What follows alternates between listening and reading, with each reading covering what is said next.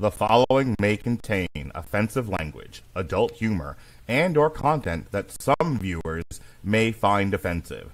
The views and opinions expressed by any one speaker does not explicitly or necessarily reflect or represent those of Mark Radulich or W2M Network. Please or don't listen at all.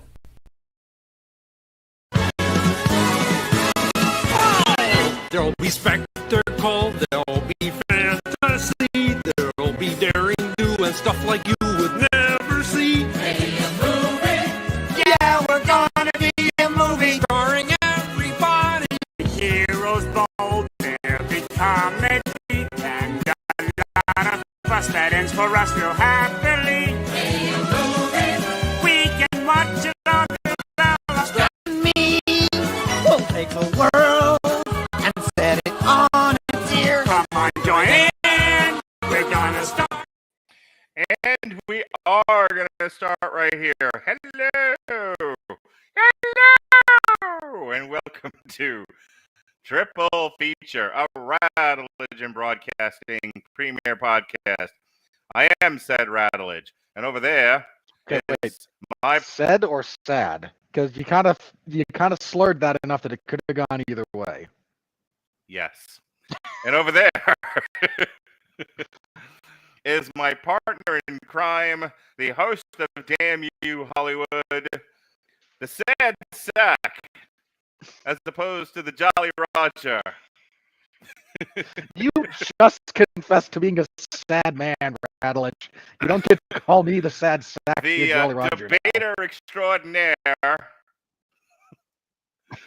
Commodus Interruptus. I'm not going to say it. Robert Winfrey, how do you do, sir? I do all right. I do all right. And then I remembered this was our trilogy of movies for this week, and well, there's one really interesting movie here, and two movies that one you will probably find bleh, and one that you might find moderately interesting. And which one says a lot? Which one of those two is occupying either space says a lot about you as a person. This is the second time this month that we've not done a Damn You Hollywood, and instead did something else. The first time was to deal with the 28 Days, Weeks Later's movies. We've done a Damn You Hollywood, but Robert and I had said about a year or so ago, maybe a little less, that we wanted to take some of the off Damn You Hollywood nights to do some director focuses. I had been doing director focuses with Sean Comer. We've done a bunch. And Robert was like, well, there's some I would like to do too. And I said, there's some I would like to do with you as well. So I'll mix these up and throw them around. We've done almost none of them at this point. And somehow, the first one we land on is Joel Schumacher. Yeah. How did it come to this? We had planned to do Roland Emmerich, and then the schedule changed. And then I think there was another one that I also booted into next year because I needed the space for it. Sometimes it's a matter of a movie comes out that I didn't know was coming out, and I have to switch things around. Sometimes I get asked for things, and then sometimes people cancel on me. And if you cancel, I'll just do a TikTok and fuck off rule. So that's been happening lately. But somehow or other, every other director focus we had planned to do got delayed, and the one that didn't get delayed was this one. And that is what brings us to our man Joel Schumacher tonight. One of the most bizarre directors, if you look at his filmography, most guys you can track. He is. They've got style. They've got a style. They've got subject material they like to use. They've got repeating visual motifs. They've got all that crap. Like Wes Anderson is very much a Wes Anderson film when you see it. Michael Bay, you more or less know a Michael Bay film when you see it. Quentin Tarantino, unmistakably, he puts his own stink on everything he does. I would say the opposite of that would be like Brett Ratner and Joel Schumacher. Well, that's the thing. It's not that Joel. First of all, it's part of the reason why I wanted to do this tonight. Joel Schumacher is a very competent, very interesting director. Aesthetic, the way that we mentioned the other ones do, but he's not a stage manager either. He definitely has a vision. His vision changes per project. I allow that then to be my opening argument and was now going to be a fucking on trial. So, No trial. Look, I appreciate a different perspective than mine. I would like to hear. This is kind of the stuff we're going to hash out as we go through this, because the three movies that we're going to be using to kind of dive our way through this are Lost Boys, Falling Down, and 8mm. the loosely known as the Power Trilogy. So let me get into this before Robert before Robert, who's over there on the corner, giving it away. Let me. Oh, great Let me do man, my she thing ain't here. what she used to be. Ain't what she used to be. Ain't what she used to be. Second time this month. Joel Schumacher is remembered by most people for the wrong thing. In 1997, he released Batman and Robin, a movie that was bright, campy, and deliberately poetic. He did what the studio asked him to do: make Batman more family friendly, more colorful, more like the Adam West 1960 show. Free. Used him as shorthand for bad director. The man.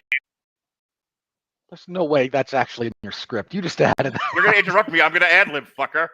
Shorthand for bad director, the man who killed Batman. But Joel Schumacher was no hack. He was a craftsman with an eye for style, flair for pop culture, and as tonight's film show, a sharp sense of what power does to people, especially men. What ties the Lost Boys, Falling Down, and 8mm together is Schumacher's fascination with male power. Its allure, its fragility, and its corruption. These movies are not about male power fantasy so much as they are about the seduction of those fantasies. It's like a teenage power trip, motorcycles, leather jackets, and immortality. But beneath the glossy hair and thumping soundtrack is a cautionary tale. Schumacher presents vampirism as the ultimate male club, a seductive brotherhood that promises eternal youth and freedom from responsibility. It's cool, it's dangerous, it's alluring, and it's also a trap. Michael nearly loses himself to the fantasy, but the film undercuts it with family humor and a reminder that eternal adolescence is no way to live. See our review of Peter Pan and Wendy. Among other, that's been an ongoing motif for several movies we've reviewed over the last 7 Under years. its own weight. Falling Down takes us to the other end of the spectrum. No more eternal youth, no more slick motorcycles. Here we find a middle-aged man broken by divorce, unemployment, and the creeping realization that the world no longer revolves around him. William Foster, defends, isn't a hero. He's a meltdown in motion. His march across Los Angeles feels like vigilante wish fulfillment. But Schumacher refuses to give the audience that catharsis. Instead, he forces us to see the sadness, the violence, the danger, and the angry what a madness, leaving destruction in its wake. And then there's 8mm. If the Lost Boys showed us the seduction of power and Falling Down shows us its collapse, 8mm reveals its darkest form. Power as control, commodified and sold through the lens of camera. Nicolas Cage's detective dives into the underworld of supposed snuff films where wealthy men pay to watch women suffer. Schumacher shoots it not as exploitation, but as horror, forcing the audience to confront voyeurism, the male gaze, and the chilling banality of evil. Power here is not youthful rebellion or frustrated anger. It is systemic, predatory, and obscene. Taken together, these three films form what you might call Joel Schumacher's Power Trilogy. They are stories of. They remind us that while Schumacher's reputation was tarred by neon-colored bat-nipples, bat credit card, you monster. His real legacy is more complicated. He was a stylist, yes, but he was also a storyteller and who used that style to interrogate how men chase power, how it destroys them, and how it poisons the world around them. Tonight, we're not here to bury Joel. I'm not. I don't know what Robert's agenda is. We're not here to bury Joel Schumacher under camp jokes. We're here to re-examine him to see the Lost Boys falling down an 8mm, not as isolated curiosities, but as a coherent body of work about the seductive, destructive, and horrifying faces of male power. All right. I'm going to sort of counter a bit of that, if you'll allow me to riff. Go ahead. And then can we get into each movie individually? So, because I'm going to be approaching this a little bit as, again, these are 3 stopping points as we examine sort of Schumacher's legacy, who he is, what he did, and under other circumstances, we would include his 2 Batman entries. But Mark did A Long Road to Ruin on the Batman movies several years ago. You can find it in the archives if you're interested. And he and Sean said pretty much everything there is to say about those 2 movies during the course of that, so I don't feel the need to really relitigate. That credit card? That's actually me doing Doug Walker, but go on. If you wish to do one of history's greatest monsters, you could do George Lucas, and that would be better. Go on. Anyway. So allow me to put forth sort of my thesis here for these 3 movies. I think only one of these actually demonstrates sort of the best of Schumacher. The other 2 completely fall apart on different levels. Well, completely is a strong word, but have very, very, very serious flaws at a minimum. And we'll get to them when we get to them. But Schumacher here's the closest thing I can sort of pick out about his style as a director. There's a couple of things he is really good at. He has a wonderful eye for production design. He has great sets. He has great costuming. There's a lot of that stuff on the technical end that he's actually quite good at. Real quick, Schumacher graduated from the Parsons School of Design and originally became a fashion designer. He first entered filmmaking as a production and costume designer before gaining writing credits on Car Wash, which reviewed, Sparkle, which we did not, and The Wiz, which reviewed earlier this year, as a matter of fact. So no surprise. This is where, again, that's his background, so that's what he's got a really good eye for. But when it comes to like an artistic view, a overarching style, anything approximating good camera work. Again, he knows how to frame, but direction is more than simple framing. That's why you have a cinematographer. Schumacher's really good at a handful of the disparate elements. And occasionally, when he's able to team with the right people or just sort of the other pieces fall into place for him, he can produce something that is good. Occasionally really good. But there's a lot of very, very obvious flaws as well in what he does. And unfortunately, there's no getting around it. And that's kind of what we're going to, again, that's a little bit what we're going to probe into here with this. So we're starting with The Lost Boys. We're actually doing these sort of unintentionally in release order. Let me jump in real quick. I want to read this really quick because I want to touch on something, and then we can get into Lost Boys. Okay. Schumacher received little attention for his theatrically released films, his early theatrically released films, The Incredible Shrinking Woman and DC Cab. Real quick, DC Cab, when I was a kid, was one of my favorite movies. I'm bringing this up for a very specific reason. One of the reasons why I wanted to do this tonight was every time we do these director focuses, I go through this like, oh my God, this director did that moment. Yeah. Because I watched a lot of, I'm going to take a time out from the podcast to just talk to you, and talk to the people. I watched a lot of movies growing up as a kid. We were one of the first families with HBO, and we had it for a really long time before we couldn't afford it and then could afford it again. And because I was not parented, I watched pretty much anything I wanted to watch, short of hardcore pornography that wasn't lying around my house. Long story. Seems like a short story. But I mean, the long story is what I saw, and where I saw it, and how I saw it. But I watched a lot of because I was allowed to watch rated R movies as soon as I was able to pick out my own movies, or I was able to watch whatever was on cable with no one bothering to say you can't. That's not for you. You're too young. I watched a shit ton of movies. The second to that, and I've talked about this a ton of times, my dad had a vast VHS collection of movies he taped off of HBO. Most of or us did. TV or This is whatever. a relic of a bygone era, but boy, do I completely I know that collection. I know Yeah. that big VHS shelf If with you the were- handwritten notes on the side. Right. Yeah. If you were you could get, generally speaking, you get 2 movies on, per blank cassette. And if you were an adult in the early 80s, you really should have had stock in whatever companies were selling blank VHS tapes. Because every family had a library of these that, that had a VCR. So anyway, so like you're a kid, and while I watched a fair amount of cartoons, I could get bored of this stuff, and I was curious, and I did not have siblings, so I had to entertain myself. So I was always digging through my dad's movies to watch, or I was finding stuff on HBO. So that's how I came upon DC Cab. Part of what made me love DC Cab was Mr. T, because I was a big A-Team fan and also #Black Folks. So I loved Mr. T, saw him in DC Cab, loved DC Cab, even though I didn't understand some of it because I was really young. Did not know, and this is my idea. And I won't know who Joel Schumacher is and what he does until Batman Forever.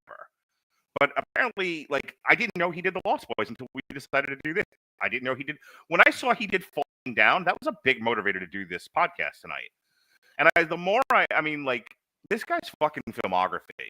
Again, I wasn't kidding when I said, I can track Emmerich. I can track, Coppola. I can track a lot of these guys. I mean, just really quick, again, as a director. Here it is. Hang on. I might be able to save you this, because I can do this off the top of my head real quick. Okay. We're going to talk about 8mm. That's the movie he releases and does after Batman and Robin. 2 years later, yeah. Really quick. DC Cab, St. Elmo's Fire, Cousins, Flatliners, which if you were a kid in the 90s, Yep. Flatliners. Dying Young, the aforementioned Falling Down, The Client with Tommy Lee Jones. We already know about Batman. A Time to Kill. But what if she was white, Robert? What if she was white? That's Joel Schumacher. Yep. We got Flawless, Tigerland, Bad Company with your man Anthony Hopkins, Phone Booth, Veronica Guerin, The Phantom of the Opera from 2000. Of all the good things and bad things about that movie, a competent director would have helped. So my point is, you're not wrong in saying, I think the one thing that you can say that I think is fair is that, yeah, he's all over the fucking place. Yeah, and there's a couple of things that, again, he's pretty good at, and we'll get into them mostly in Falling Down, because that is his magnum opus. That is the best thing he has ever done. And that, I'll spoil some of my thoughts on that one as far as that goes. But yeah, so as mentioned, Lost Boys comes to us in what, 19... Here, I'll do some of the demographic stuff here. 87. Produced by Harvey Bernhard with a screenplay by Jeffrey Boehm, Janice Fisher, James Jeremias, a story by Fisher and Jeremias. The film and ensemble cast. I had to tell my kids. So I watched The Lost Boys with both my kids. I watched Falling Down with Just Jonas. I will talk about that when we get to Falling Down. And then I watched 8mm with my girlfriend.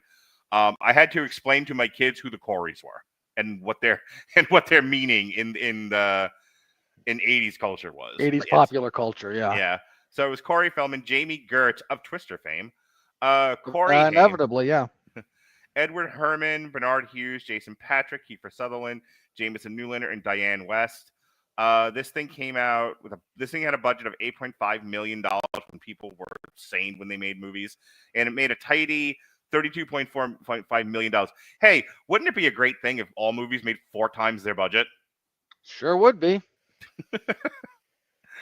All right, so I don't want to do a whole plot synopsis here. I just want to get into the movie. But is there anything preamble you wanted to get into with the Lost Boys before we just start talking about the movie? Not really. Except to maybe say the following. There's a lot of people of about my generation who have deep nostalgia for Lost Boys. Mm-hmm. I do not. It's funny because part of why I selected this was I think we decided we were going to talk about Joel Schumacher because I wanted to talk about Falling Down. You wanted to talk about Falling Down. Then I just needed to pick 2 movies, and you are deferential to me to point of pain at times. So I picked 2 other movies, but then I always have to be like the man in our relationship and try to guess what's going to make you happy. So I picked the Lost Boys, thinking there's no way.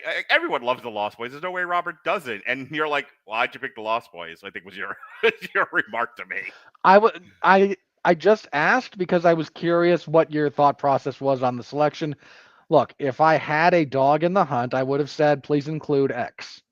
And you would have done it because you're accommodating in that respect as a general rule. X? X. Just pick whatever. Oh, okay. I was like, I'm looking for the movie Nothing called X specific. now. No. Right. Anyway, so I picked the Lost Boys, one, because I thought Robert, like a normal person, would love it because everyone does. But also because it's a great piece of 80s nostalgia.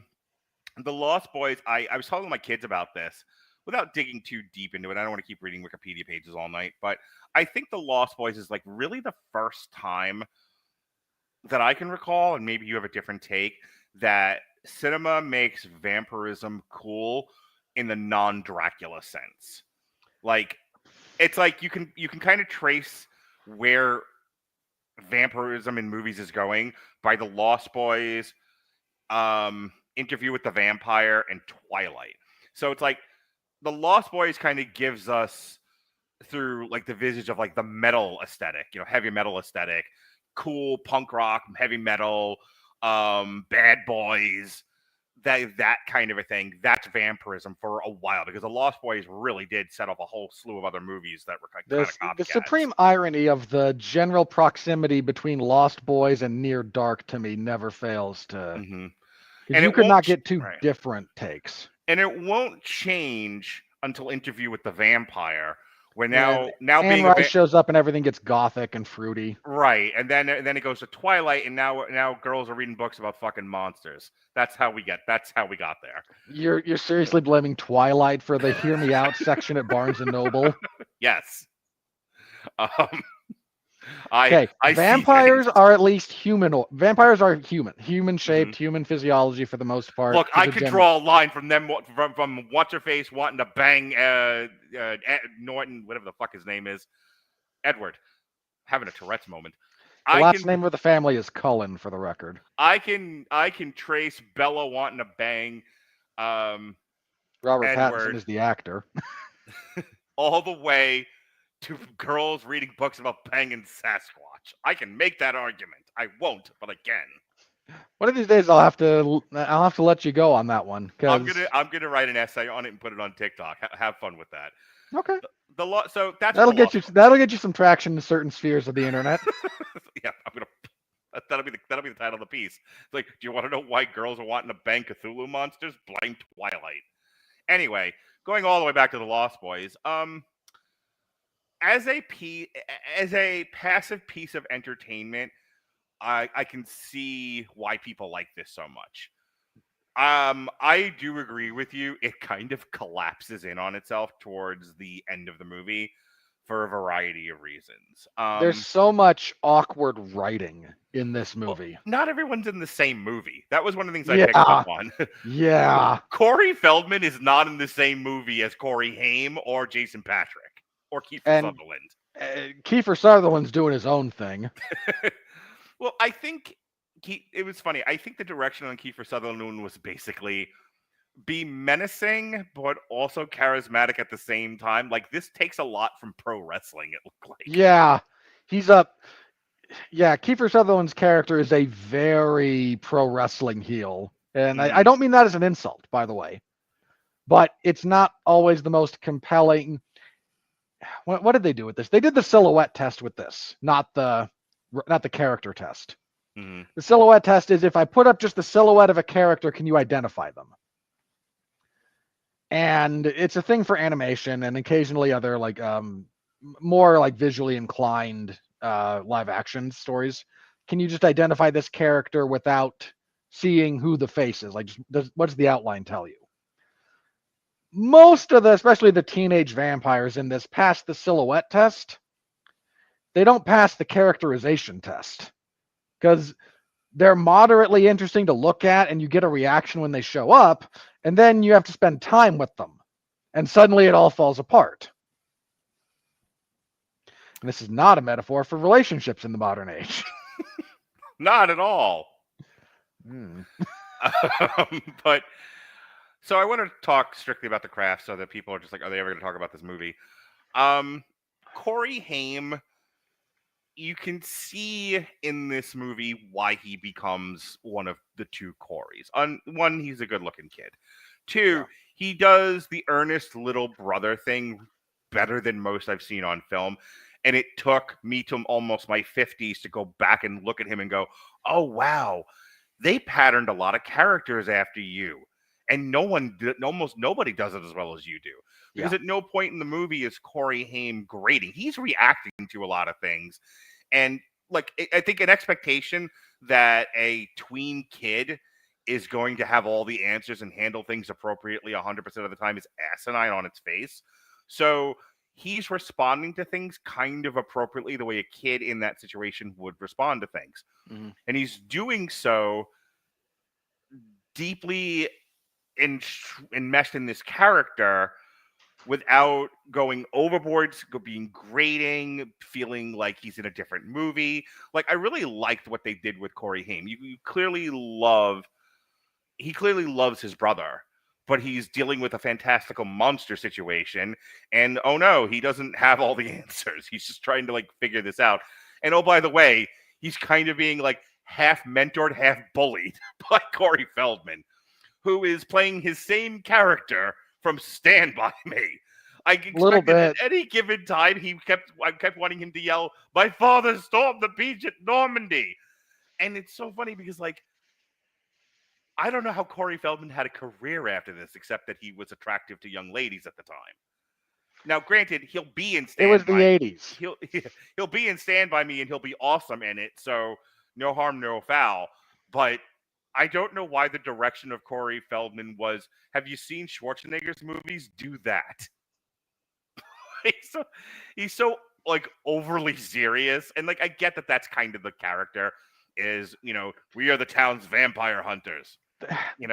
The problem is, like, it's the wrong tone for this movie because it's not quite campy. It would have been better if it were campier. But that's the thing. Like, I don't think Schumacher really knew how to get that out of him, and just what he got at all. And consequently, anytime the Frog Brothers are kind of on screen, you feel like you're watching an 80s TGIF sitcom rather than a vampire movie. This seems like an episode of Full House all of a sudden. It gets close to it, yeah. Like, there's this wild dissonance. Yeah. Like, I don't know. I almost feel like Corey Feldman's character, if you're going to be like, I'm the super serial vampire hunter and I'm, and I think I'm a comic book superhero, lean a little more into that. Instead, he kind of settles on, when Macho Man would instead of screaming like an idiot, would just whisper, or like a Jake the Snake Roberts. Like, he's settling for that kind of charisma, that kind of delivery, I should say. Yeah. You're not. Like, no, I get where you're coming from there. For those that don't know, like, Jake Roberts would like whisper half of his promos, because he was the Snake. So Jake Roberts, being the embodiment of evil, would get, everyone like Hulk Hogan or Randy Savage or all these other guys with the Ultimate Warrior all like screaming and yelling. Yeah, Jake Roberts would kind of lean in and go, when I get my coils around you and God comes down from heaven and hell, like, you're like, what the fuck? Like Satan was talking. I'm going to leave you wallowing in the muck of avarice, Ted DiBiase. Yeah, like that. Like, that's kind of what Corey Feldman was going for, but it's tonally off from the rest of the movie. And so tonally off that I'm spending a good 10 minutes talking about it with you. Yeah, I think the other big issue this movie had was casting. Mm-hmm.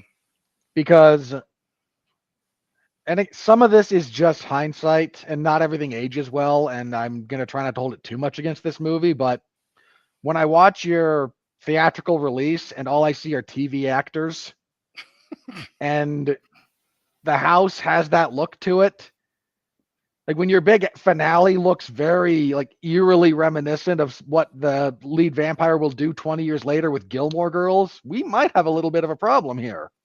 It's funny you mentioned that, because the more we talk about it, the more I'm realizing that was kind of my takeaway from this movie, was how much this feels like an episode of an 80s sitcom. Yeah. Especially the grandfather's line at the end. Yeah, that's the one thing about this town is I always hated all the vampires. It's like da da da da da da. Like it should have been followed by fucking Urkel saying, "Did I do that?" Yep. And again, ladies and gentlemen, Joel Schumacher, I will do what the script says. You can see it on this screen in the little box, but but some of these I want to put up on screen just to really talk about them. It's a bad episode of Buffy. Kind of. You could just say it's a bad early rendition of the first Buffy movie, which itself is not very good. Say something good about this movie, or I'm going to turn off your podcast. Sure.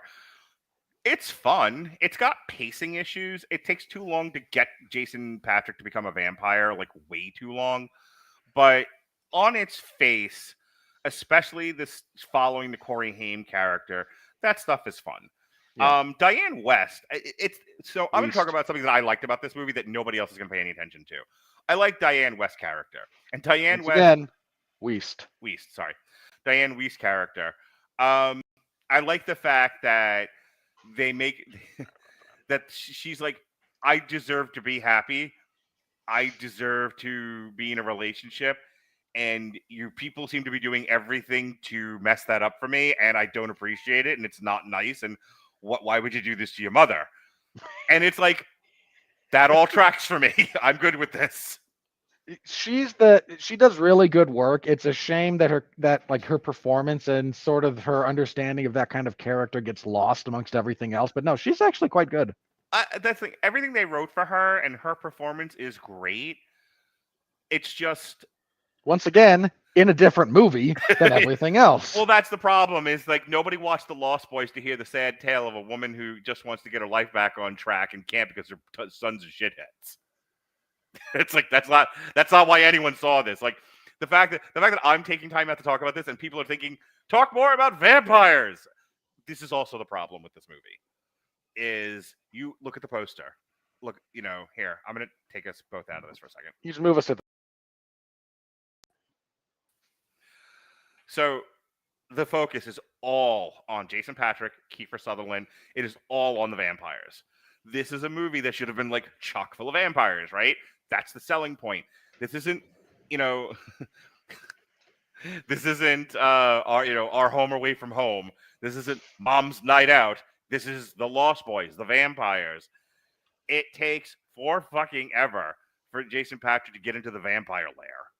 Like, we get Daniel to Mr. Miyagi faster than he gets to be a vampire. In some respects, yes. Also, the threat, now that I'm comparing the two movies, The Lost Boys to The Karate Kid, we get to know Johnny and his goons as a threat faster than you get to see Kiefer Sutherland and the vampires as a threat. Yep. And again, if Joel Schumacher were a really good director, there's a pretty decent movie to be had here, but because he's Joel Schumacher, this is what we got. I think Joel, if in defense of Joel Schumacher and this movie, and why I think it has a lasting legacy. This will be the last thing I say about this because I don't want to beat a dead horse. This movie survives entirely on style and the kind of style that people will give it a pass. Yeah. Again, there's a bit. It also needs to be said, I'm not doing a tremendous amount of presentism when I critique this movie, which I could, but I try not to because I think that's unfair. What this movie, unfortunately, one of the other big, lasting things about this movie is it became a solid piece of nostalgia for people who care about that. And we're probably not that far from a remake because nostalgia is the currency of the day and the realm these days. But this was, yeah, I get why people here's the other thing about this movie, and this needs to be said as well. If you have to show your kid who you don't want to show a really serious vampire movie to a vampire movie so they can feel good, you choose this. I think she means presentism. Oh, presentism? The unfair application of contemporary standards, practices, mores, ethics, morals, etc., to things from the past where they're not as applicable. It's mostly a thing for like historical analysis, more so than this, but I apply it to film as well because you get a lot of presentism in people who talk about movies like, oh boy, this is so problematic. Look at the language they use. Like, guys, I was there. So real quick, triple feature story. In the early days of me doing this, I did one that was based on cars that do stuff to people. So, or just cars in general.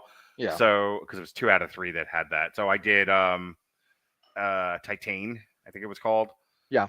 And then I did was a Stephen King car movie, Christine, and then we did the Breaking Bad car movie, like El Dorado, El Camino. Okay, so I'm watching Christine, and Sean Comer, God bless him, can be sensitive.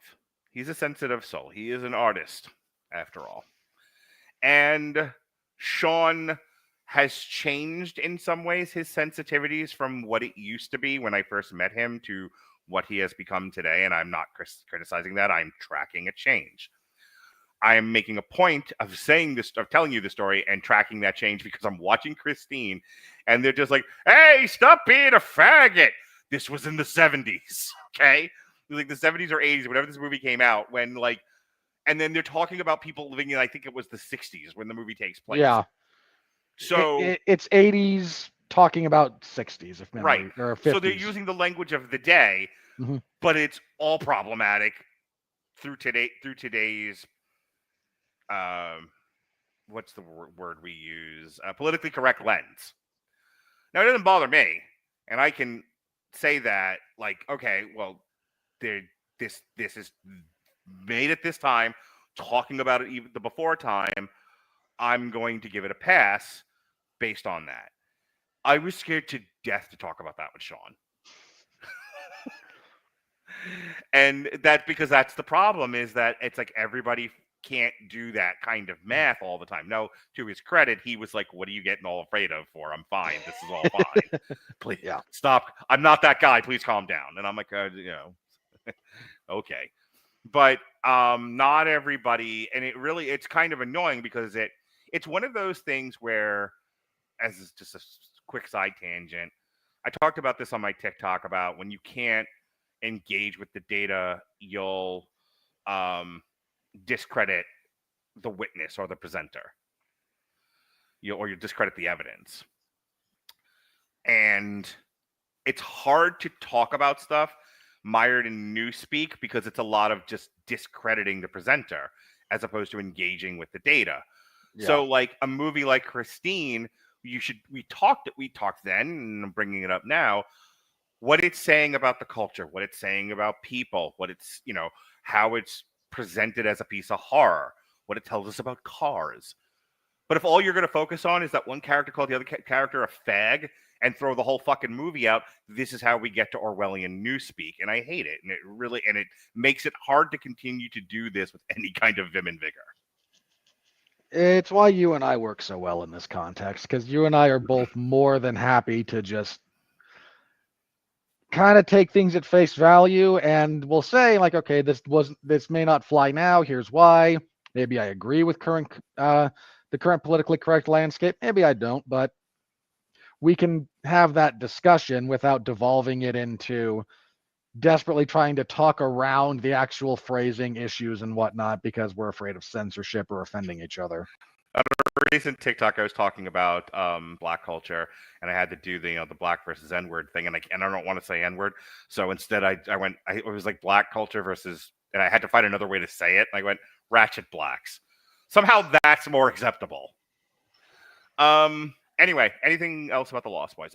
My final thing is, as a piece of nostalgia, as a fun vampire film, as a heavy metal aesthetic crossed with the horror genre, the film works just fine.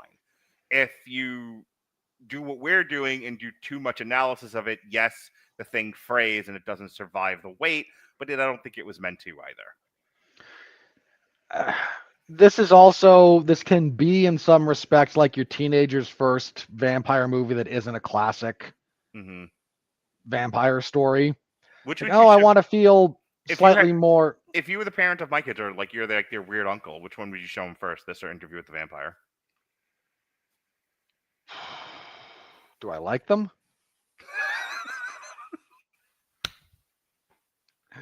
The answer is this. This is so much. Here's the other thing about, like, if we're going to compare and contrast those two in particular, there's so much about Interview with a Vampire that you do not understand unless you're like at least 20.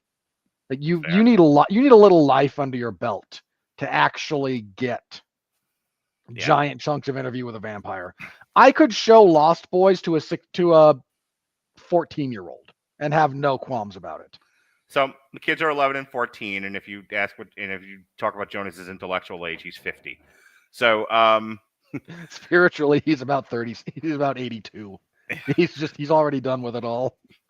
and the experience of my kids watching this movie, and then we really are just gonna move on to Falling Down, was Jonas was entertained by it, but thought the ending was stupid. It kind of is. Lily, because of who she is and what she likes the movie the way an average person is supposed to like this movie. It was aesthetically cool, therefore she liked it. It is what it is. Let's move on to let's move on to Falling Down. As we said, Falling Down, the well, came out in 1993. Okay, so just real quick to track sort of what happens between these two films. And we already kind of ran down a chunk of the guy's filmography, but to track this a little bit more, Lost Boys, pretty good success. Again, he did St. Elmo's Fire right before that. So he's actually doing okay in the late 80s into the early 90s. Then we get Flatliners, which is a cult hit. Then Dying Young, which doesn't do quite as well. It's a pure romance movie and was one of the first, like, one of the earlier Julia Roberts does the rom-com thing. And then he goes from that into Falling Down. So we're seeing a guy who's got more experience, who's spread his wings a little bit, and the sort of the perfect storm for Joel Schumacher happens with Falling Down.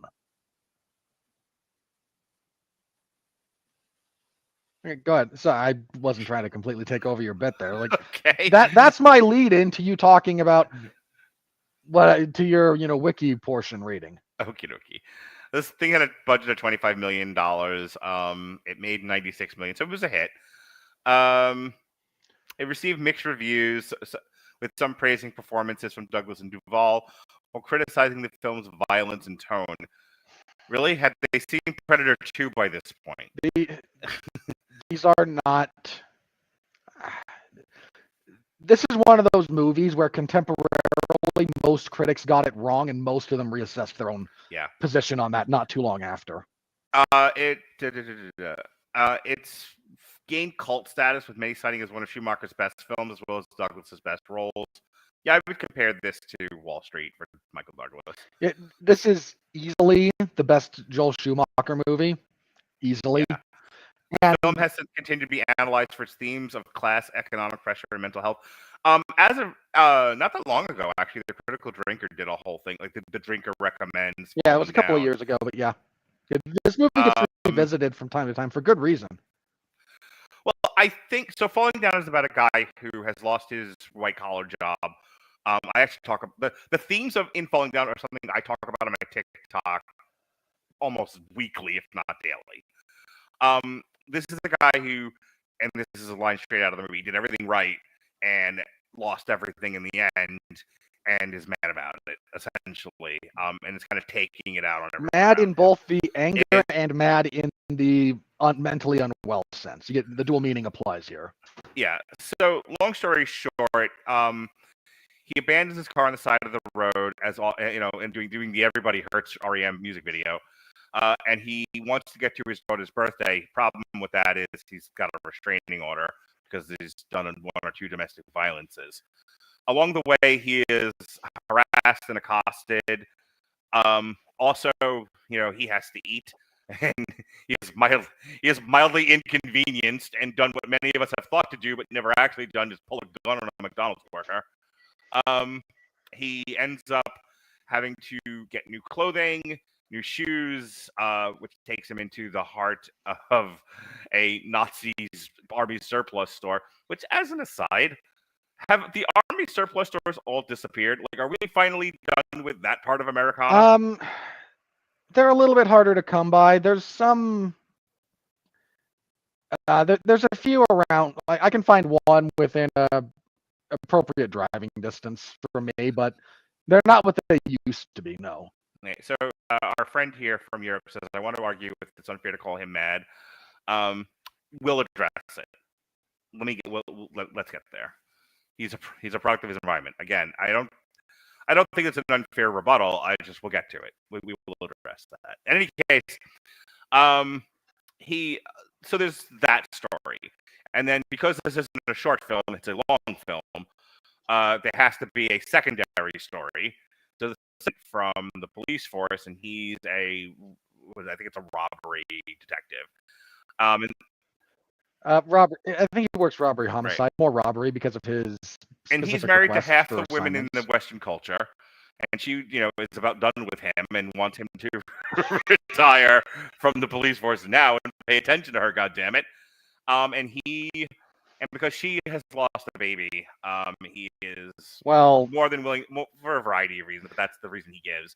He is more than willing to accommodate her up to the point where she becomes unbearable and unreasonable, and then he puts her in her place. Marriage, everybody. It's for everybody. Anyway, so he gets, because there are different things that are sort of peppered into this guy's day, he ends up becoming very much involved in finding out who this guy is and what he's doing and stopping him from doing something terrible at the end of this movie. It ends with him, they basically have a meeting of the minds, which ends with Michael Douglas basically doing a suicide by cop, and he gets shot and he falls into the water to be taken off, and and that's the end of that. Can I tell you of the two? This was my son's favorite movie. Tracks. My 11-year-old genius son thinks Falling Down is the best movie he's ever seen. That I know what you've shown him. That is not true, but he's allowed to feel that way. Well, he hasn't seen The Brutalist, which, by the way, I told him about the marble quarry scene, and he was like, "I need so many explanations as to why that scene really went the way that it did." You shouldn't have told him about that. He's a little boy. Why would you do that to him? We have fun conversations in my house. Anyway, sodomy, everybody. I'll put the manhood right back into you from the butt side. Anyway, that was me cleaning up what I actually said. But Falling Down's great. Of the three, it's the best. It's really is. I can't compare, but I think it is one of the best Joel Schumacher movies, if not the best. Michael Douglas is outstanding in this. I think it's easy to misinterpret this movie as like a death wish kind of a thing, or the angry white man. That's not this. It's the loss of the American dream. It's the kind of stuff I talk about. I don't want to piss you off, but it's the kind of stuff I talk about with The Wire. It's the kind of stuff I talk about on my TikTok. When you commit to the promises of the American dream and it becomes your religion, and then you feel that God has forsaken you, the God of work has forsaken you, and you now have no job, no family, no money, it's hard to not do the Job and stay faithful. Many people fail that test. That's why that story is in the Bible. So Michael Douglas fails that test miserably and goes fucking crazy. And he's hanging on to the last vestiges of what he thinks is important to his life, despite everything pointing him in the other direction. But along the way, you kind of get a tour of every institution that has failed in that era of American life. And it's funny to isolated as like little chapters in a book. It's funny to look at some of these things. Like, we've all had the experience of going into a fast food restaurant, asking, like Adam Sandler did this bit. Yeah, Well, it's like my the- kid wants breakfast. Well, it's lunchtime. No, It's the like a minute joke after. there was he should have been, you're gonna give me grief about 2 minutes, and like, no, I'm gonna give you grief about an hour and 2 minutes. We stopped serving breakfast at 9. He's just not done anything like this for so long. He doesn't know that they changed the window under which they serve breakfast. Okay, fair. It's been a while since I've seen Big Daddy. But that bit of like, I'm gonna make a small thing a big thing, but go with it. Okay. That feeling of helplessness in such an, it sounds like a stupid thing. Why can't I have breakfast at lunch? Other places will do this. Other places don't have a problem with this, but you have done an arbitrary thing in an arbitrary place just to exert power, and I have so little of it as it is. Women everywhere are going, "You're a white man, shut up. Can we everyone stay in their mutual corners?" When you feel like like you have lost any sense of power, little things like "Can I get an egg McMuffin at noon?" can be very meaningful. And again, we've all been there. We've all not necessarily in that position, but we've all kind of had that frustration with red tape, frustration with an institution that has become unbearable, too difficult to navigate. I'll throw out a recent example from my life. Melissa and I agreed to kind of like a no-fault divorce. We agreed on everything, and she was like, "Just go file and pay for it." I'm like, "Okay." And I got a letter saying you've missed 87 other things you had to file in order to make this happen. And we both kind of banged heads together and went, Christ, it's so easy to get married in this country and really difficult to get a divorce even when you agree on everything and have nothing to share with each other, nothing to divvy up. And how frustrated I am with the entire family law legal process. So take that, or can't get breakfast at McDonald's, or any other thing going on in the world right now. And I'd sure like you to make change for this 20. Can't, you got to buy something. Yeah, that's the first thing he has to deal with is the Korean grocer. So there's these little episodes where he kind of has that McDonald's experience. The Korean grocer is one, McDonald's is another one. It gets a little bit more dramatic and dangerous when he gets to the U.S. Army surplus store. But for the most part, this is about a guy. It's not. This is what I've been trying to say this whole time. It's not about. The movie is not about glorifying violence against a system you feel has betrayed you. This is a cautionary tale that you really should hang on to your sanity, or you're going to end up like this guy, shot in the water. Like, Joel Schumacher is very careful to not present this as something to be admired. The correct feeling you should be having, and it kind of reminded me of Fight Club, where everyone takes the wrong lessons from Fight Club. I think people take the wrong lessons from Falling Down, certainly the a lot of them. I don't think at any given time Joel Schumacher was saying that this is my reaction to a world that feels out of my grasp.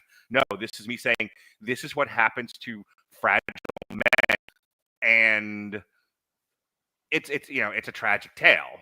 It's a cautionary tragic tale, and I think it's very well told. I think the violence in it, especially given the time that this was made, was right about where those kinds of movies were. Like Falling Down and Suicide Kings, Reservoir Dogs, all my favorite movies, all kind of border around the same level of violence, and it's you either kind of accept that or you get sickened by it. Your thoughts? Yeah, this is a great movie. It's legitimately a great movie. It's intelligent enough to. How do I phrase this? Badly? Hang on. To do that time. Michael Douglas's character is not a good guy. He is certainly not he's not the hero at all. But the movie is careful enough to not make him, for most of it, this out and out, like, detestable villain either. He's a complicated guy. He's sympathetic if you have any patience for people who have had power for a very long time no longer having power, and that doesn't offend you personally. Well, the power thing is a metaphor more than it is anything literal to this guy. He's not a powerful individual, never has been. No, but I was hoping you'd pick up on that's exactly what I was saying. No, I do, but I'm talking about like how this has to relate to the character rather than like the bigger, rather than the higher order discussion of what he represents. Okay, fair enough. Because if you present this character in a way that is like, he's relatable, but how do I phrase it? Again, I'm trying to make sure I say this correctly. Because contemporary discussion around this kind of thing somehow relates understandable or relatable with justifiable or good. If I can understand you, where you're coming from, therefore, you must be in the right because my empathy is justified, and empathy is everything, is how a stupid amount of analysis and discussion around this kind of thing goes. It's a bad way to go about it, and this movie is a good example of why it's a bad way to go about it. But you said he's done a domestic violence or two. That's never actually, he's never been violent. His marriage is troubled. What his wife says in the movie, this text from the movie, Robert, is he had a really bad temper and he scared me. So I'll give you, it's never stated directly, but the implication is definitely there. Well, the implication is he's in a bad spot and the marriage is not working. And I'm not saying she should have stayed with him or anything even remotely approximating that. I'm saying if you make him a wife beater, he's not even remotely sympathetic. Yeah, it's vague on purpose. Yeah, so she's not happy, and you know what? He might have got there. I freely admit, like, again, if I'm just doing character analysis, is this the kind of guy who might have come home and beat his wife for no good reason? There's, again, a couple of really bad days in a row. Yeah, he is. So I'm certainly not saying that, I'm not taking his side in that respect, but when the response from the judge, when she goes to get the divorce, is, well, we better put a restraining order in place because we can make an example of him, which is what, again, line from the movie. It's this weird combination of, boy, things are sort of spiraling out of control, and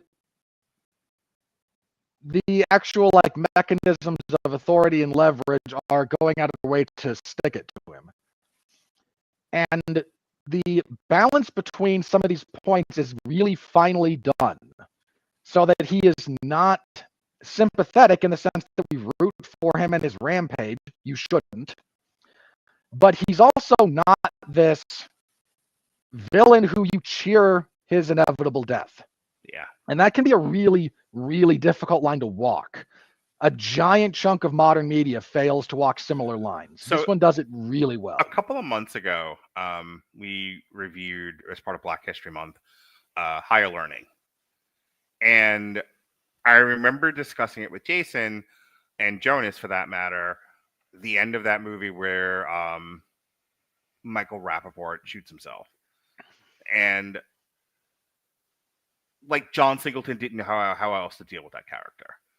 You couldn't make the cops shoot him. The cops were too busy wanting to shoot Omar Epps, which has never sat well with my dad. He was like, of course it didn't. Well, Omar Epps and Michael Rappaport are fighting over a gun, and the cops show up. And because John Singleton is making a statement about systemic racism, the cops immediately go after Omar Epps, even though they were both in the wrong. And Michael Rappaport's the one that brought the gun. But because, again, we're talking about white on black violence here, the cops immediately go after Omar Epps. And my father's just like, what the fuck? Like, they wouldn't do that. You know, like, he goes crazy every time he sees that scene. It's a very similar thing that John Singleton was talking about, that Joel Schumacher was talking about in that, where Michael Rappaport, the entire movie, feels like, I have tried to do the right thing only to have the rug pulled out from under me every step of the way. I fucking had it. And when even trying to take some power back for himself fails, and he just blows his own head off. When Michael Douglas tries to take a little power back for himself and it all fails, and he looks at Duvall and he says, questioning it, like legitimately, I'm the villain. I'm the bad Me? guy. Yeah. I'm the bad guy in all this. Oh, How let did me that pull out, happen? let me pull out this water gun. You'll think it's a real gun. Shoot me as you should, and I don't have to repent for my sins. A lot of that going on in this era of movie making. Well, there's another really kind of brilliant thing about this movie that really stuck out to me when I rewatched it for this review. The compare and contrast that this movie offers between Michael Douglas and Robert Duvall is stark, and I mean that as a compliment. They're bizarre mirrors for each other. Michael Douglas was educated, worked at a defense. It was like something akin to a rocket scientist, designing missiles. Yeah, he made missiles. He makes a point of saying that. Yeah. Had a wife, had a daughter. Like, did kind of everything like he said, like you're supposed to do. I went to college, I got a degree, I got a job, I got a wife, I got a kid. Literally has a white picket fence. Literally, yeah, their house does. The one he's not allowed in anymore. And everything falls apart. And then there's Robert Duvall, who's a cop. This is a sadly low barrier to entry job, which has, and he does not have his daughter anymore. His 2-year-old had a bout of sudden infant death syndrome. It's sort of implied that something is up with his mentally ill wife that may have contributed to that.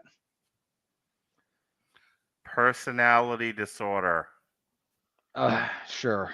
There's no official diagnosis given. It just screams it in the subtext, and It does. It I'm really a professional does. therapist. No, it really does. Remember how I was telling you how Miss Tessmacher's character in Superman was a little too familiar and scary? Yeah. Same thing. Yeah. Well, there's also a little bit of like potential bipolar going on with her. If you look at like the way her energy levels fluctuate. Anyway, it's a whole thing. They threw several manifestations of various issues at that character and just kind of let the actors go. In reality, borderline and bipolar tend to swim in the same pool. Yeah. They are two distinctly different mental health issues that in many ways mimic each other. So and there's that. And he is a cop who likes being a cop, but he is taking early retirement because his wife is struggling. The fact that their marriage survived the death of their child at all is a minor miracle. So his police captain, like going through this like stage of grief with him leaving, where he's like, "Are you sure you want to go? Look, I only told you that because they made me. I fucking hate you." Like, wow. So, but that, and this is kind of why their contrast works. Mm-hmm. They've kind of each got what the other one wants in some weird way. Like Michael Douglas had the good job, the wife and the daughter. Pendergast, Robert Duvall, doesn't have his daughter anymore, has a wife that he is making sacrifices for and loves. In fact, he makes a point of that. That's one of the good line, one of the better lines in this movie. When his old partner is like, "You're going to Lake Havasu, man." I got to actually have a relative who lives in Lake Havasu, believe it or not. And it's like, you're a cop. You're not happy. You've been riding a desk forever because your wife is just like paranoid. And he's like, "Yeah, I got home late one day. She thought I was dead and believed I was a ghost. And I had to chase her around the house to calm her down." And at the end he's like, "Well, why are you doing this?" And he gives a couple of reasons. And then he says, "Oh, and by the way, I may not say this enough, but I do love my wife." Like, that's a real part of that character. And so he is kind of dragged back into being a person of action, almost against his better judgment. I can't say against his will, because this is actually what he wants. His stated desire is to get through the last day before retirement. Right. I think it's also he's been written off by the force for being, a house cat. Yeah, you're a desk jockey. You're a pencil pusher. You are Sergeant Al Powell in Die Hard. You're a desk jockey. You're not on the street. Okay. And but his brain still works. His cop Yeah. brain still works, and he's able to put pieces together to figure out that this is Michael Douglas earlier than everybody else does, and everyone's writing him off because he's a house cat, and he's like, no, but I see the pattern. I know who this is now. And, by the time everyone figures it out, Michael Damage has done twice as much damage. Yeah. But again, to the extent that this is a commentary on like the masculine relationship with power, it's not just presented as Michael Douglas as the cautionary tale, he is, but you also get the antidote. You get what we're supposed to aspire to. Right. In a lot of ways. I can't. When I had a conversation about this with my kids, I was like, I had to tell them about the Bible story of Job, and I said, this is what happens if Job fails the test. The same story. God, God graces you with all of these great gifts, and and as a matter of testing your faith, takes them all away. Are you still faithful or aren't you? And Michael, and Job passes, and Michael Douglas fails. I think that's also why this works, because embedded in our culture, whether we realize it or not, to the girl yelling Sydney Sweeney ads or Nazi propaganda, to you, and everything in between. You put me on one end of that spectrum. Uh-huh. I am not that far on that side, by the way. Deeply embedded in our culture, perspective, belief system is the Judeo-Christian tradition. Yeah. And there's a lot of Old Testament in falling down. Yeah. I think the last thing, because we're talking Joel Schumacher, so there's a few things I want to say in his positively about what he does in this movie. One, as mentioned, he's smart enough to not present any of what Michael Douglas does as heroic. Yeah, this isn't Death Wish once again. Yeah. Michael Douglas, to his superb credit as an actor, always lets you see the deep pain and hurt in this character. There's something very pointed that happens. Michael Douglas doesn't want to hurt people that aren't hurting him. He is aiming his vitriol and invective at the institutions. When he's in the McDonald's, I know it's not really a McDonald's. Who gives a fuck? It's when he's a in whammy burger. Sure it is. McDowell's. When he's in the fast food place, notice he doesn't really hurt anybody, but he's mad at the institution. When he's sitting on the slab and he's accosted by two Mexican gang members, he does hurt them, but out of self-defense. He doesn't hurt the Army surplus guy who, so that drop, by the way, these boots are great for stomping queers, is in one of the industrial songs that I listened to from like years ago. And I've because I'm me and I just blurt out stuff from, my long life of absorbing a lot of culture. I will, especially around my daughter, for a variety of reasons. And they're great because I know exactly why I did this. The first time she got Doc Martens, and I just blurted out to her, I'm like, are they good for stomping queers? Had to explain myself to several people. Can I tell you also, by the way, that scene in this movie, I had a visceral reaction to part of it, which I did not expect. I remember the scene. Yeah. But I'm rewatching it, and I'm sitting here going, "Oy, how did this 1 4-minute segment become the entirety of political discourse in 2025?" Now, I don't mean that that's all everyone's saying to each other, but everyone... Hang on, I'm not saying nobody says it. Let me be clear. But all we hear is one side going, thinly veiled homophobia, or whatever ism you want to throw there, and the other side going, shut up, you fascist. This is all we hear. It's ludicrous that I can look at that one segment of this movie and I can I could cut this out, and this could be my go-to response clip on any social media platform. Which one are you? because you're one of these two these days. This is all we hear from each other. It's ludicrous. It's ridiculous. But Well, I mentioned it. I stopped to talk about that particular bit because, again, I'm known for yelling out, they're great for stomping queers. Except that line has showed up in so many different, like, either the drop itself as a sample or just that line. yeah, Like, there's a no effect song, like, my waffle makers are great for kicking through the shins.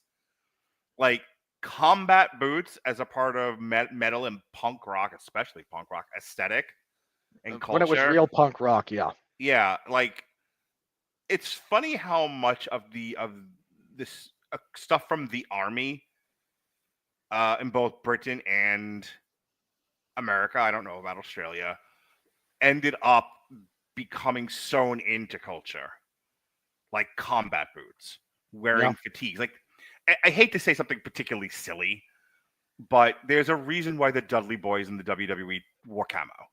Yep. So anyway, my kids will see stuff on TikTok, like a lot of sounds and stuff, and then it's funny to see when they see the movie where it came from or the TV show, and they just go, he said the thing, I know that from TikTok. So he goes, they're great for stomping queers, and my son looks at me and he goes, that's where you get that from? And there I am with the Cheshire grin, the cat who swallowed the canary. All right, any last thoughts on Falling Down, or do you want to complete a thought you had before I interrupted you? Couple of other things just to Schumacher's credit. This is one of the few movies, I think, not few, getting across environmental elements of your story can be very difficult because film is just visual.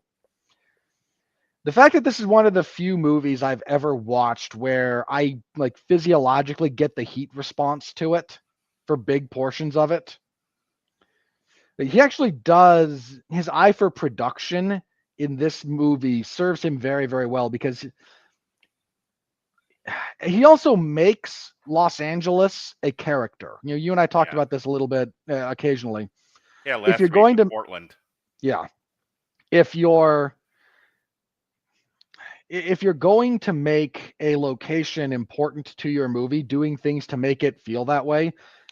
And Schumacher definitely did a good job making this particular, making Los Angeles a character. From the different cops, the Venice cops being the Venice cops, and our downtown cops being the downtown cops, to just like the heat that you feel in this movie that isn't really alleviated until the very end when he gets to the ocean. Like, he actually says to Robert Duvall near the end there, boy, it was hot today. Like, he's just as they're talking. And or especially that opening sequence when he's in the car and the flies buzzing, and there's something about that one that I feel that.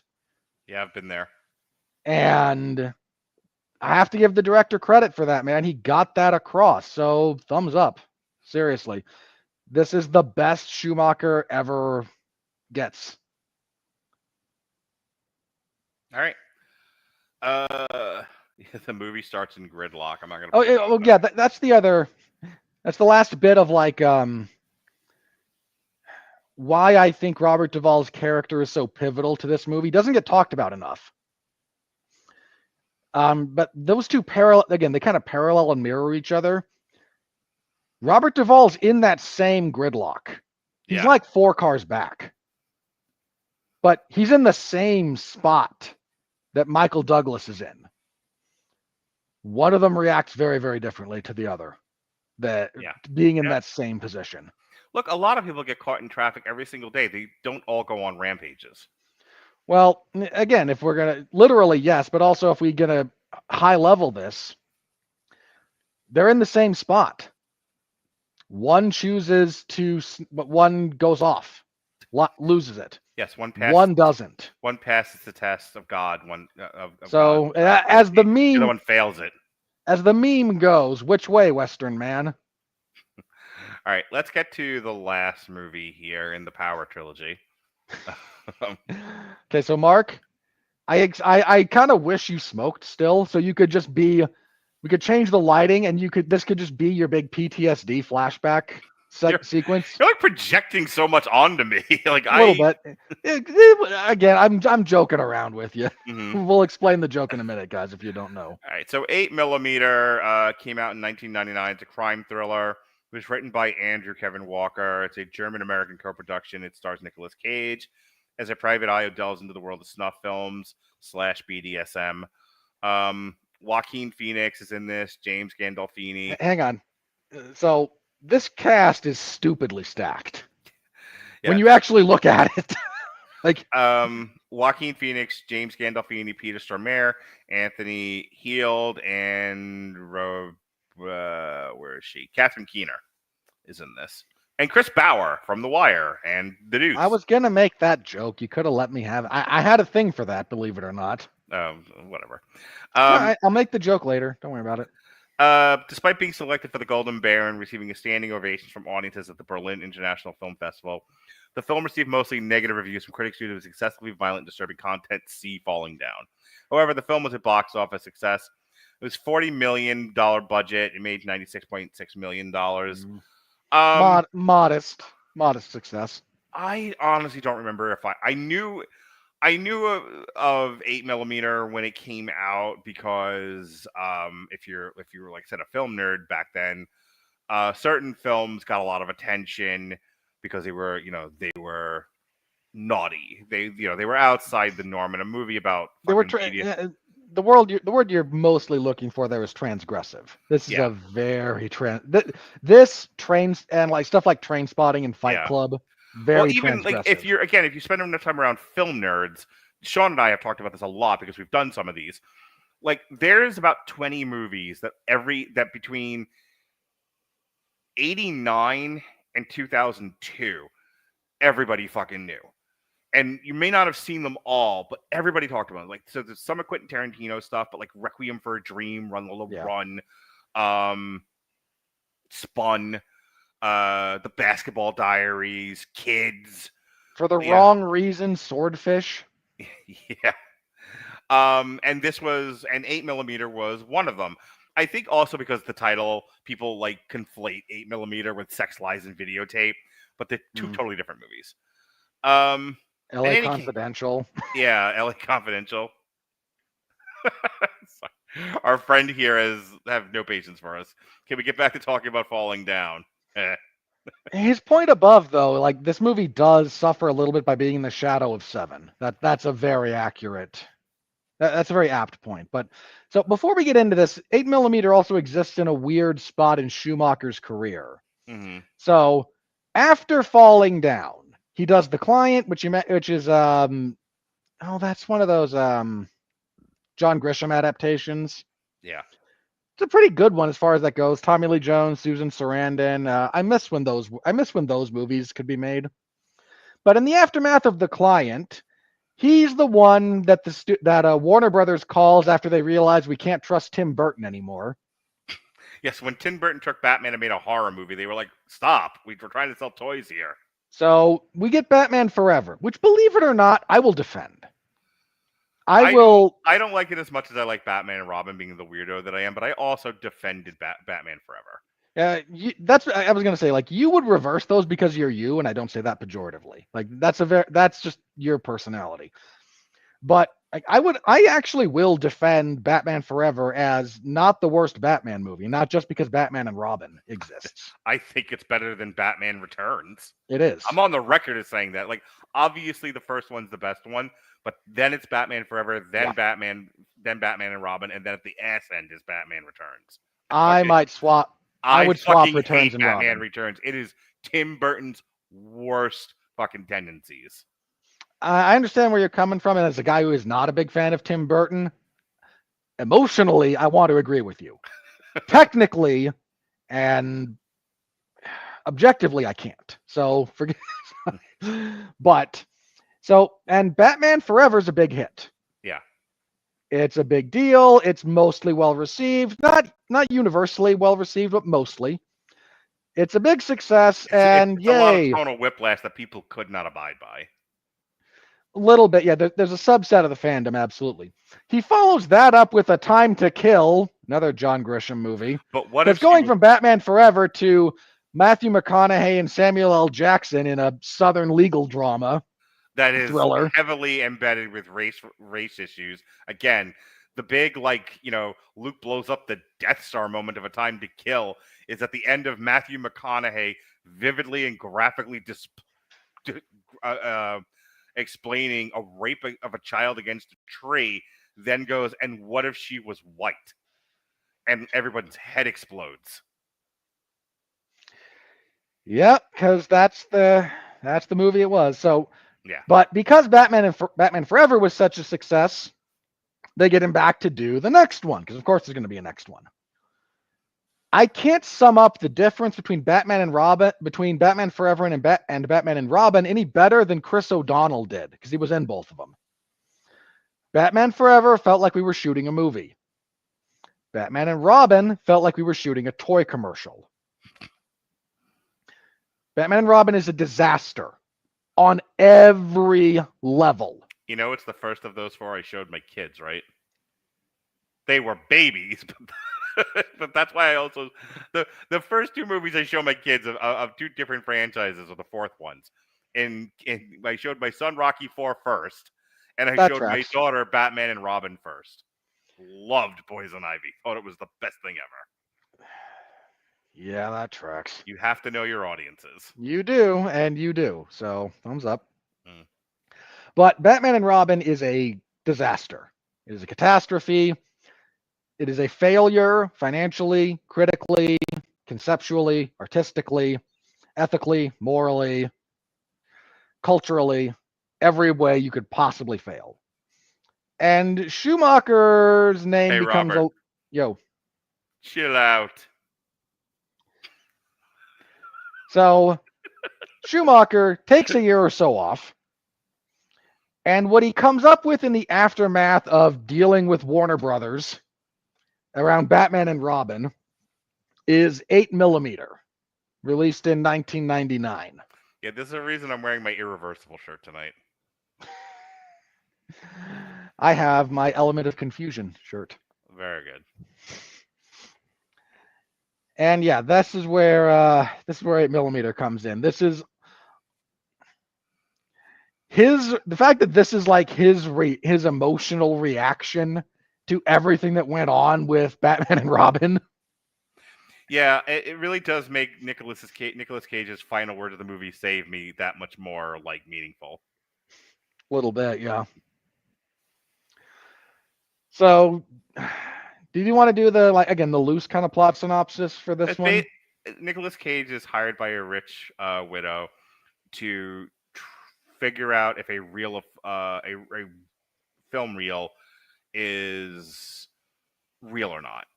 On this film reel is a BDSM recording that ends with a girl.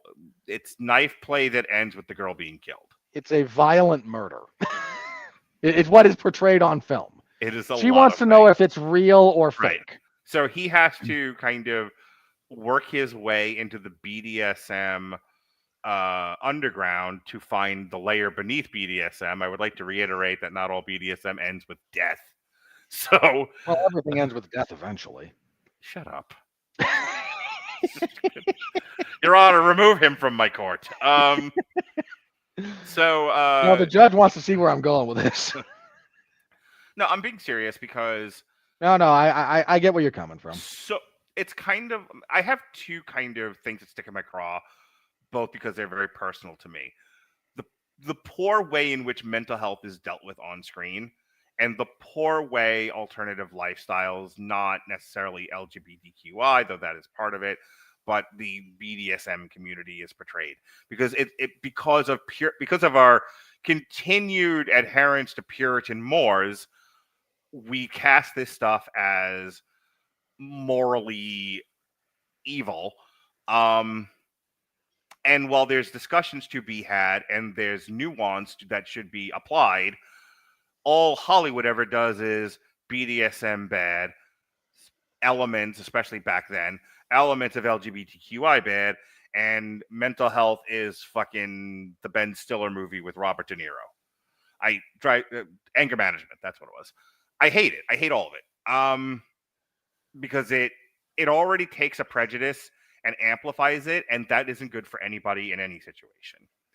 So the fact that he has to start in the BDSM underground and work his way into snuff films, and there really isn't a lot of commentary on one does not always lead to the other. One rarely leads to the other. It can happen, sometimes purposely, sometimes accidentally, but it very rarely does. And instead, Joel Schumacher kind of wants to join in with the rest of Western society and going, no, it's the yellow brick road from one thing to the next.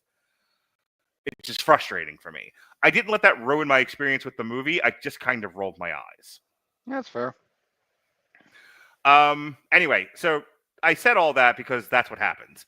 He starts with BDSM, gets to snuff film, discovers this cadre of goon characters and evil plotsmen, and of course, the attorney for the widow was in on it the whole time, and he was, and John Rambo was never supposed to return with POWs. He was just supposed to take pictures, by God.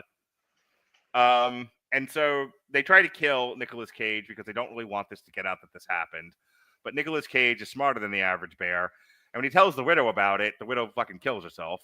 But she leaves money for the victim's mother, and gives Nicolas Cage a buttload of money for his services.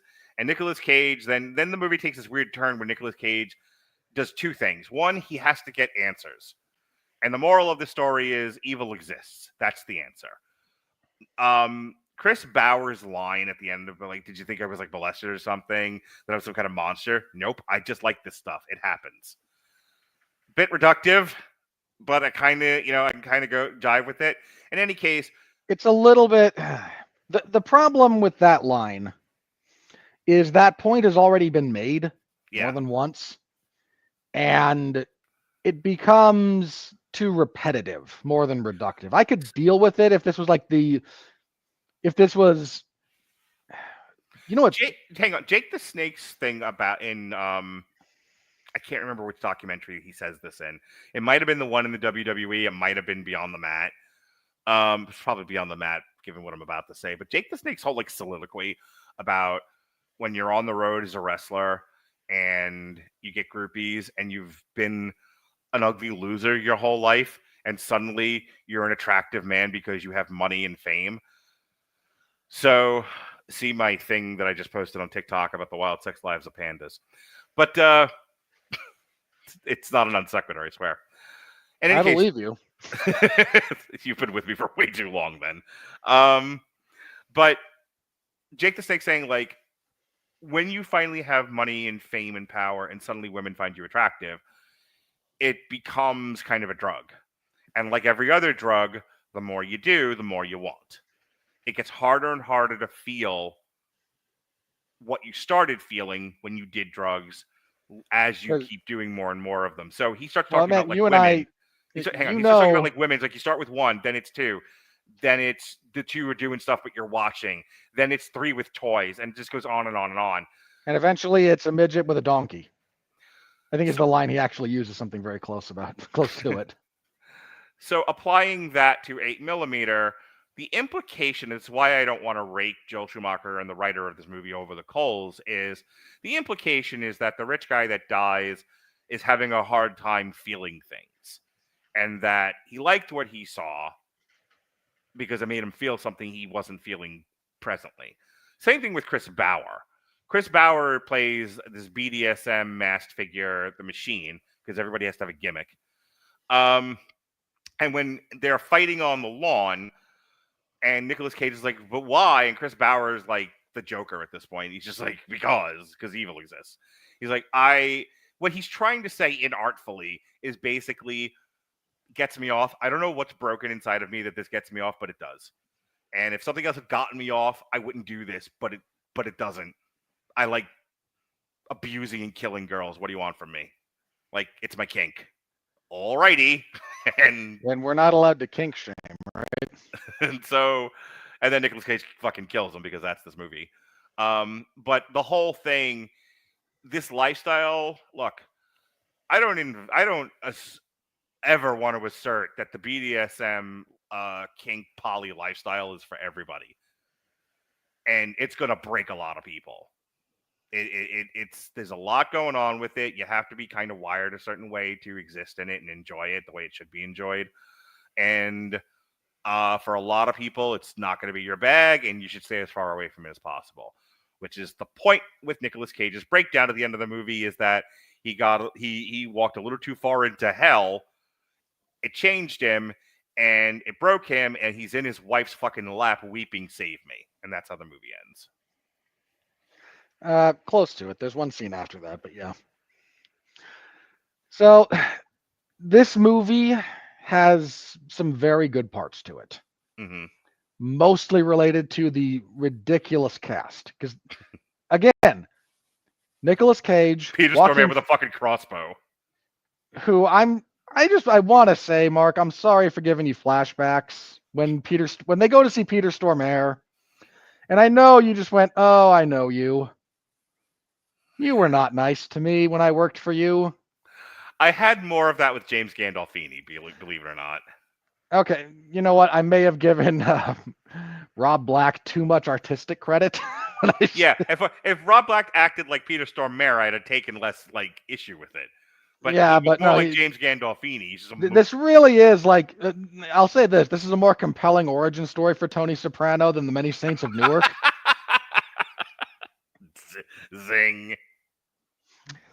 But again, you get a bunch of actors of this caliber together, you give them something even competent, and you'll get something watchable. Yeah. Yeah, this actually Joaquin Phoenix has maybe my favorite line from this movie. It's deliberately poetic and a little bit purple. But when he warns Nicolas Cage, like, man, you dance with the devil doesn't change, he changes you. Mm-hmm. And that is proven out time and again in both human existence and this movie. I think the big problem that this movie is a little bit too long. It's 2 hours and change when it's all said and done. There's just a lot of material here that is a little bit beyond Schumacher's capabilities as a director. So we spend a little bit too long with Nicolas Cage looking to figure out if he can find out who the girl is in the video. Yeah. We then spend a lot of time with him kind of wandering around the slums of Los Angeles before he finds James Gandolfini, and he's able to start tracking him. And just everything takes a little bit too long to get through. But all of the individual pieces are so well acted that you kind of wind up being a little bit pulled through it. I mean, James Gandolfini is a tremendous scumbag. Tremendous scumbag. Yeah. To the point where, him more than Peter Stormare got visceral hatred with me. Considering Peter Stormare feels like young Wormtongue. There's a line from Nicolas Cage to James Gandolfini right before he kills him, when he just tells him, "You're gonna tell me what I want to know because I will never get tired of hurting you." And I imagine that we all were there with him on that one. Yeah. This is the kind of character that you could never get tired of hurting. So I like a good hard-boiled noir story, and Nicolas Cage is a private eye. Doing A Stranger in a Strange Land, it was fun. I don't disagree that the movie needs another pass through editing. Yeah. But outside of that, and some of my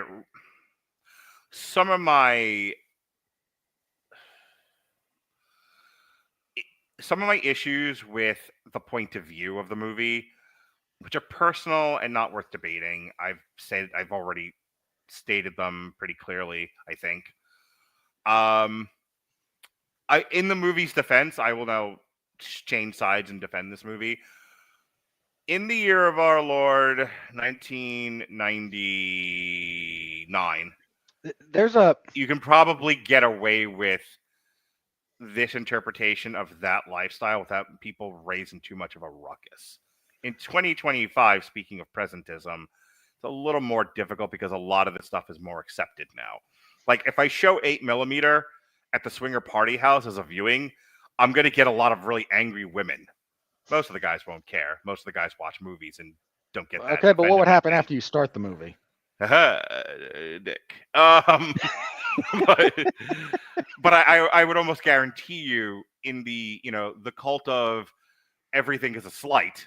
I would get a lot of I'm going to be fair. A lot of people in the lifestyle very offended by this movie and not being able to separate their feelings from the craft. I would also you don't have that problem in 1999 by and large. I would also like to point out, in defense of this movie, it operates in some respects as a cautionary tale about delving into excess more, Sure. and the BDSM lifestyle is the lens through which it chooses to examine that. You could have done it through almost anything, because Right. that's a universal. Right, but that's why I brought up the Jake Roberts thing, because and I think this is one of the movie's failings. We don't know enough about the rich guy who had this made to understand why he needed to go to I like watching girls get killed to get me off. Well, I go back and forth on that, because on the one hand, I can't actually appreciate the sort of ambiguity around it. On the other, how do I hang on, phrase I this? wanted to say something from before because Okay. the scene they're doing is knife play. Yes, it ends with her grisly murder, but that's how it starts. And there's a lot about the BDSM lifestyle that is, for many, not all, grotesque.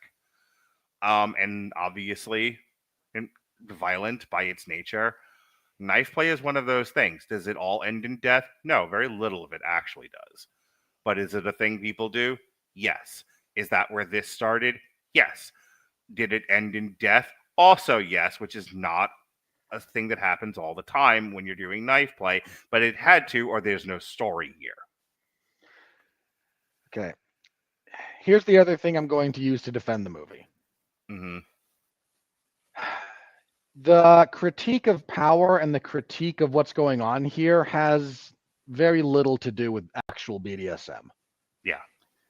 That is the avenue that the investigator takes, because that's the only one available to him. The movie itself doesn't actually comment on BDSM. It delves into what it delves into is like, okay, here's the people who in 20 years, these will be the people that live in basements and do nothing but watch Reddit. But this is the path our investigator takes. Not a comment on the actual lifestyle. It is by design, he is not looking at your average practitioner. Right. He's looking for who are the people who might have been willing to take money to murder a girl on film. Correct. So that's what I mean. I couldn't. There was a part of me that just went. I'm glad they addressed it briefly in character in movie when Joaquin Phoenix says, "Yeah, all this stuff that I'm taking you through, it's going to be obsolete very soon." And because yes, and part of my mind went, "Oh wait, you've got a picture of this pentagram tattooed on Machine's hand." Nowadays, you would literally go to Reddit, post that picture, and go, "Hey, who is this guy?" And there's at least 5 people who would respond and know exactly who it was. Just no ifs, ands, or buts. Oh, yeah, that's so-and-so. He works with this director. Which is where we get to eventually, but...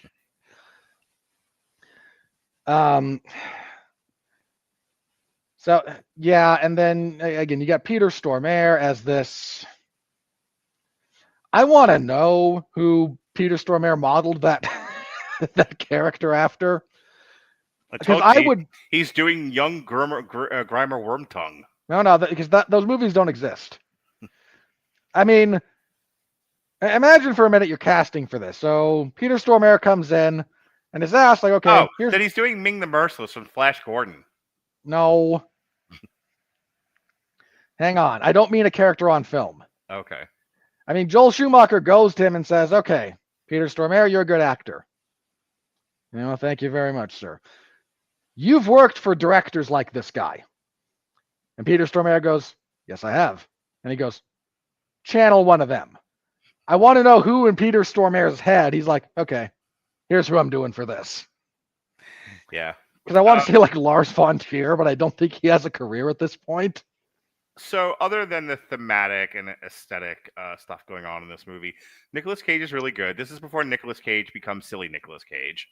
Yeah, he's still very... This is him during his, and eventually I have to do an actor focus and have this movie in there. This is during his bringing out the dead phase.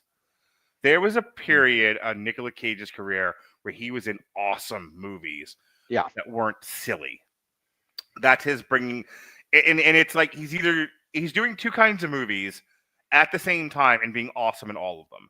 National Treasure and Bringing Out the Dead. And this is during that time period where Nicolas Cage wasn't a fucking satire of himself, parody of himself. So he's really good in this. The fuck's the woman's name again? His wife, Catherine Keener. Catherine Keener is every wife I've ever told to a husband, please explain to your wife what is going on in your fucking head, because she's just watching you act like a lunatic and doesn't understand what you're doing, and you're making it worse by not telling her.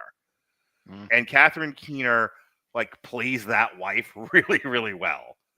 Like, she has no idea what's going on with him and just thinks like he's like abandoning his family and is reacting accordingly. It's great. And also, like, believe it or not, in the year of our Lord 2025, some wives actually love their husbands, wacky as they are. Who'd have thought?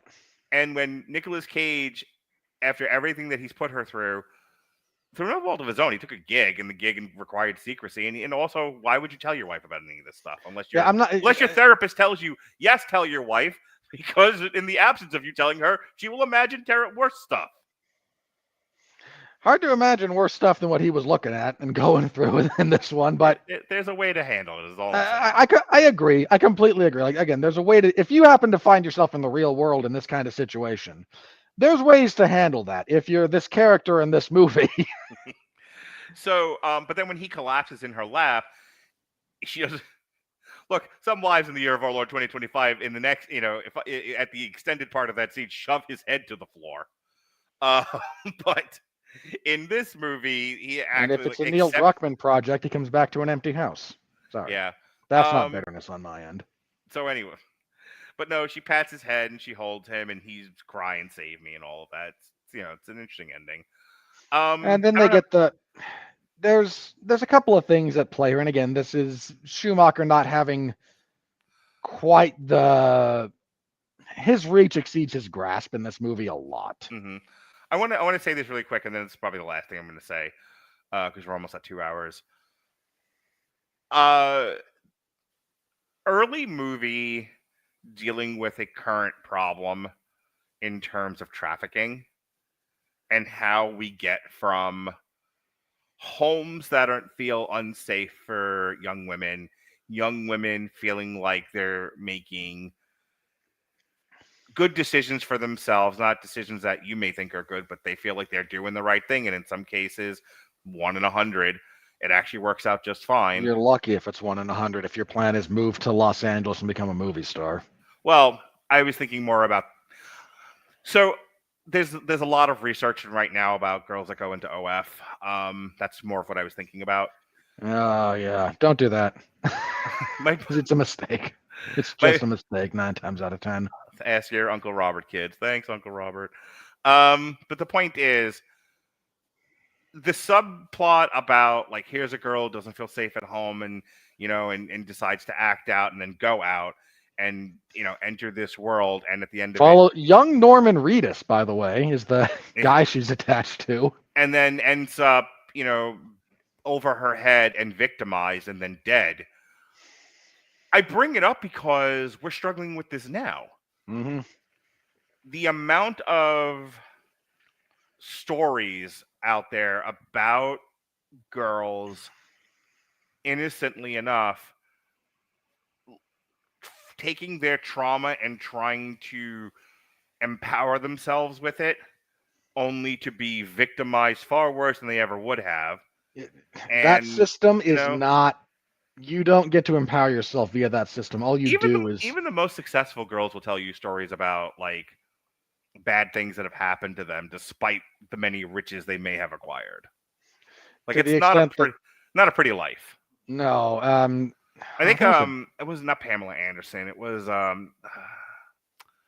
gosh, it was one of the big time porn girls wrote an autobiography that I read.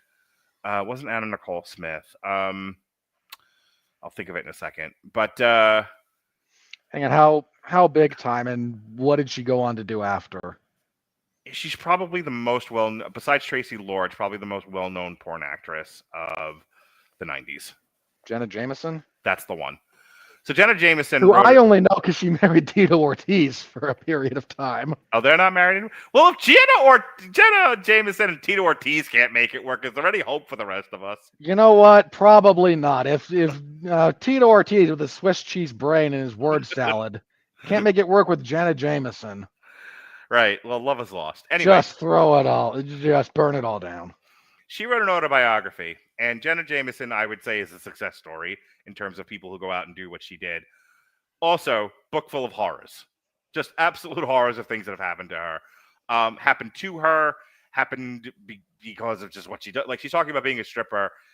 And it's funny. You read like an autobiography by an athlete, like a football player or something, and it tells you about I broke this and I sprained that, and I didn't even know I had a muscle there when I tore it. Yep. Jenna Jameson talking about being a stripper, same story. Like the amount of poles I've fallen off of, the amount of injuries I've suffered. Do you have any idea what it's like to try to navigate those heels? Like I genuinely feel bad for this woman. My point is, just to kind of end this rant, I think the story is very prescient. I wish there had been a little more focus on that. I think as much as falling down doesn't sensationalize what Michael Douglas characters go through, I don't think there's enough sympathy in 8mm. I think he was going like this adverse reaction to Batman and Robin made this movie very in your face and not as sympathetic as it should have been. Yeah, again, there's a lot of stuff here that gets touched on that maybe, again, a more deft director, a tighter script could have handled differently. The fact that he goes to the Center for Missing and Exploited Children, basically, almost like before that exists. Mm-hmm. And is like, all right, I'm looking for this girl. And he's told, sure, you can have a computer. We'll see how long you last. Because here's all the files.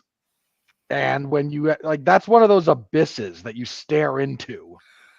So I've cracked wise about it because my gallows humor is kind of my coping mechanism for a lot of stuff. But in the last 3 months, a story broke on the internet about a child sex ring out of Alabama run by the children's parents. Yeah. We're still dealing with this. I think that's the point that I was trying to make, is that weirdly enough, the Batman and Robin Bat-nipples Bat credit card guy talking about an issue we can't seem to deal with today. Like, it's weird that child sex trafficking is going about as well as the war on drugs. I could tell you why, or at least give you a plausible reasoning for why it's going, but I'm not going to because this is not the podcast for it. No, but I think saying that out loud, why do you guys talk about like movies? Well, because they tend to bring up issues that are worth talking about through the prism of art. 8mm, everybody. This also touches on, again, like there's real bad stuff out there. Yeah. And what is the cost to looking into it? Because Nicolas Cage's character is given several opportunities to be done with this. Yeah. And potentially even for both selfish and righteous reasons, he continues. He perseveres. I have to find God at the end of this thing, and then when there is no God, he's like, what the fuck? Like, what am I supposed to do with that? Well, but there's a cost. And that's another thing. Last thing that I wanted to mention briefly, because it's one of my favorite bits of acting from this Hang on. movie. How does the not religious guy keep making all the religious inferences and references, and like the religious guy doesn't really do that? I just think it's funny that that's our dynamic. Because you are even unintentionally searching for a greater meaning in your life that God represents and can offer you, and you're not quite ready to make some of those steps. So you keep looking. I don't feel compelled to make the observation because I have God in my life. Okay, fair enough. Keep going. One of my favorite bits of acting from this movie, and it gets kind of overshadowed because, again, we've got generational talent here. Yeah. In this film. But the old widow has this really great moment when after Nicolas Cage calls her and tells her, yes, the film was real. Because that's her big thing is, I need to know if this was fake or not, because I need to know a little bit about, like, I found this thing, and it speaks something to my dead husband, who I love dearly. And I kind of need to know what's up with this. And he calls her, and he tells her what's going on. And she has this very human reaction to it. And she walks by the den of her deceased husband. And there's this big portrait of him in there. And she just looks at it and she has this reaction. And it's such a great bit of acting because there's no dialogue. She doesn't say anything. It's just a physical response to seeing this person that you knew. It's like Leslie Nielsen. Well, more seriously. But it's just a great bit of acting that has always kind of stuck with me from this movie, even the first time I watched it. Just the way this woman reacted to seeing this portrait of her dead husband after knowing what he'd commissioned. It's really great. So I wanted to give that a bit of a shout out because, again, there's a lot of talented actors in this movie that elevate what would otherwise be very mediocre material to something that's at a bare minimum watchable to entertaining. If you got the stomach for this kind of stuff. I think there was also a missed opportunity to speak more directly about the damage money does. When you have enough money that you can change people's morals or take advantage of people's lack of morals, depending on where you're going. The closest we get to that is the scene when everything falls apart for the bad guys, because Nick Cage finds out how much this cost, how much was paid out by the rich guy. And when he's confronting the lawyer and the pornographer and Machine and James Gandolfini, he brings up the number. Like, okay, was it worth $1 million to do that? And James Gandolfini goes, wait, $1 million? What are you talking about? And he looks at Peter Stormare and goes, did you screw me on this? And Peter Stormare goes, no, he's not saying I screwed you. He's saying the lawyer screwed both of us. And they all kind of start menacing Anthony Hill at this point. Right. And Peter Stormare with the line, I forget the character's name. Mr. Lawyer, if there's no honesty between pornographers and perverts, the whole thing falls apart. Because there's no legal recourse for what we do here. Yeah. It's like the bit in The Wire. It's like, what are you going to do? Call the police? Yeah, I am going to call the police. And then 5 minutes later, you got one that does asses. But anyway, it would have been nice to kind of speak to, like, if you don't have any money, you don't have a tremendous amount of power. And so if you're looking to make a snuff film, there's a lot of risk you have to take. And you have money, there's people willing to do things for you. When you have that much money. Right. There's people willing to do things for you. You know, there's you can get a lawyer who will do nothing but profit from the misery of others at your say-so. Well, that's the thing, find an unscrupulous, overly artistic, coked out. If you have enough money, you can change the physics of how the world works. And I think that certainly change the levers of power. I'm being purposely poetic. I'm being too literal, I know. That's Mark and Robert for you. One of us running in poetry, the other was governing in prose. But so anyway, Okay, that's a great line. so that's 8mm. I wish it had spoke more directly to how money changes the physics of the universe and how it can, make terrible things happen, because we're experiencing it now. When you look at the oligarchies that are developing, the way the government is going, what it's, the laws that are being passed presently.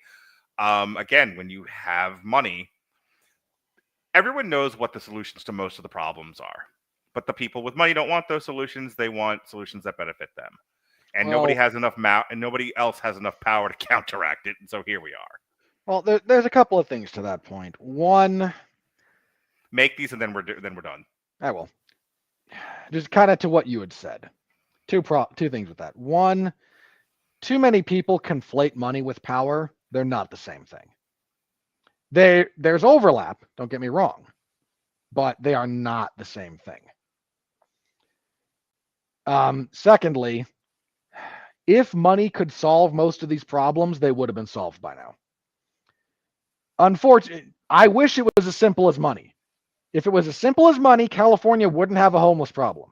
Or the education system wouldn't have fallen apart 20 years later. Yeah, like there's so many of these things that I bring up the homeless thing, especially in California, because they've spent tens of billions of dollars fixing the homeless problem in California, and there's more homeless people there now than ever. Because California. But that money's going somewhere. But again, point being, if money was the only problem, it would have been solved. And everybody just looks at, well, everyone speculates it would take X billion dollars to fix this problem. And then everyone yells at Jeff Bezos or Elon Musk, like, couldn't you send this money to fix this problem? And everyone with a brain goes, one, that's not how money works for the most part in terms of how one accumulates wealth. The number of people nowadays who just do we assume Jeff Bezos has a Scrooge McDuck vault. I'm serious about that. Like, he could just go scoop out this stuff. Like, that's not how that works. It really isn't. Would be easier if it was in some respects. But, and so one, not exactly how that works in terms of their individual wealth calculations and what's available to them. Two, look at how much money we've spent on any problem that we've ever had. The number of problems we've ever had that have actually been fixed by spending more money is really, really. I said it before, and I'm going into plugs after this. We've spent trillions on the war on drugs over the past 100 years, and the problem is just as bad as it was, as it's ever been. So we can go through any number of those. Yeah, I wish money was the only obstacle. I really do. With that said, I think we've done a fair representation of Joel Schumacher and his storied career. And I would say this, and then I'll give you the last 10 words or less, please. I think at the start of this, I said I think Joel Schumacher's been mischaracterized, and I think all anyone ever knows about him is Batman and Robin. I think we've done I think if this were an on trial, I think the case was fairly made to any jury that there's more to Joel Schumacher than Batman and Robin. I think he's more. Is he the most talented director ever? No. Is he an interesting director? Yes. Has he made interesting movies? Absolutely. Should he be judged solely on Batman and Robin? Absolutely not. Robert? If you want to judge him solely on Batman and Robin, I think you're making a mistake. If you wish to argue that that movie is so bad that it actually doesn't outweigh the preponderance of evidence, I'm open to hearing your argument. But credit card? Hang on. So in the aftermath of 8mm, again, this is just what he does before his retirement, basically in 2012, and then his passing in 2020. He does Flawless, which he has too much control over, and despite it starring Robert De Niro and Philip Seymour Hoffman, no one remembers, which should tell you a lot about that movie. Tigerland, which stars Colin Farrell, is a okay little period military piece about basic training before going to Vietnam. It's, certainly no Full Metal Jacket, but it's not bad. He goes back to the big screen. When I say big screen, I mean like bigger releases with Bad Company, which is not a very good movie. Phone Booth, which is an interesting premise, but can't sustain itself over a runtime. Who'd have thought? Does a biographical crime film called Veronica Guerin. That doesn't seem to get off the ground. He does the 2004 Phantom of the Opera, which, once again, if you want to see the best and worst of Joel Schumacher in one movie, watch that one. That'll do it for you pretty well. I think that's on an upcoming triple feature that I'm doing with Shay, like that and a couple of other like movie musicals. So again, that one will give you kind of the best and worst of Schumacher all in one, if you need kind of a mini understanding. He does the number 23 with Jim Carrey, which is a choice.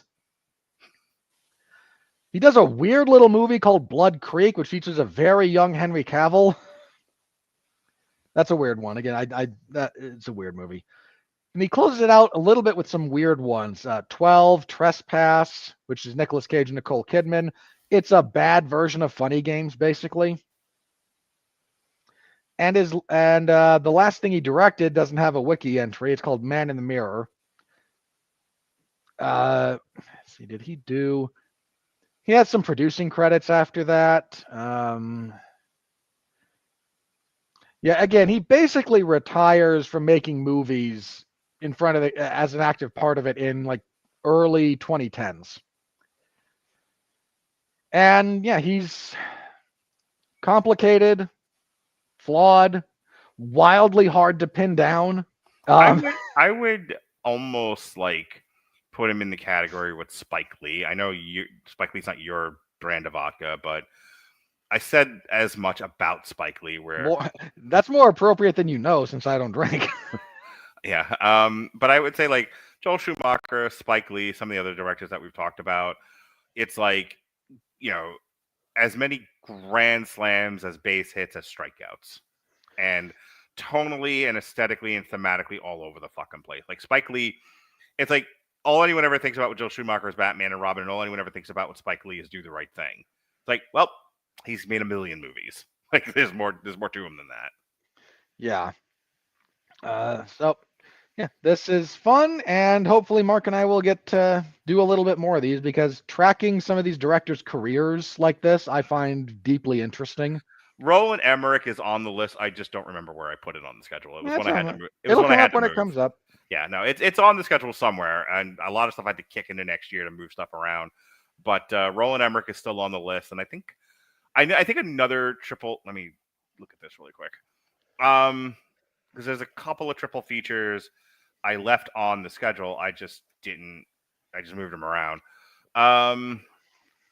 So in terms of triple features that you're doing, we've got one for Queen of the Ring, F1, and Magazine Dreams. We've got Drop, Echo Valley, and Sinners. We're finally going to get the Sinners.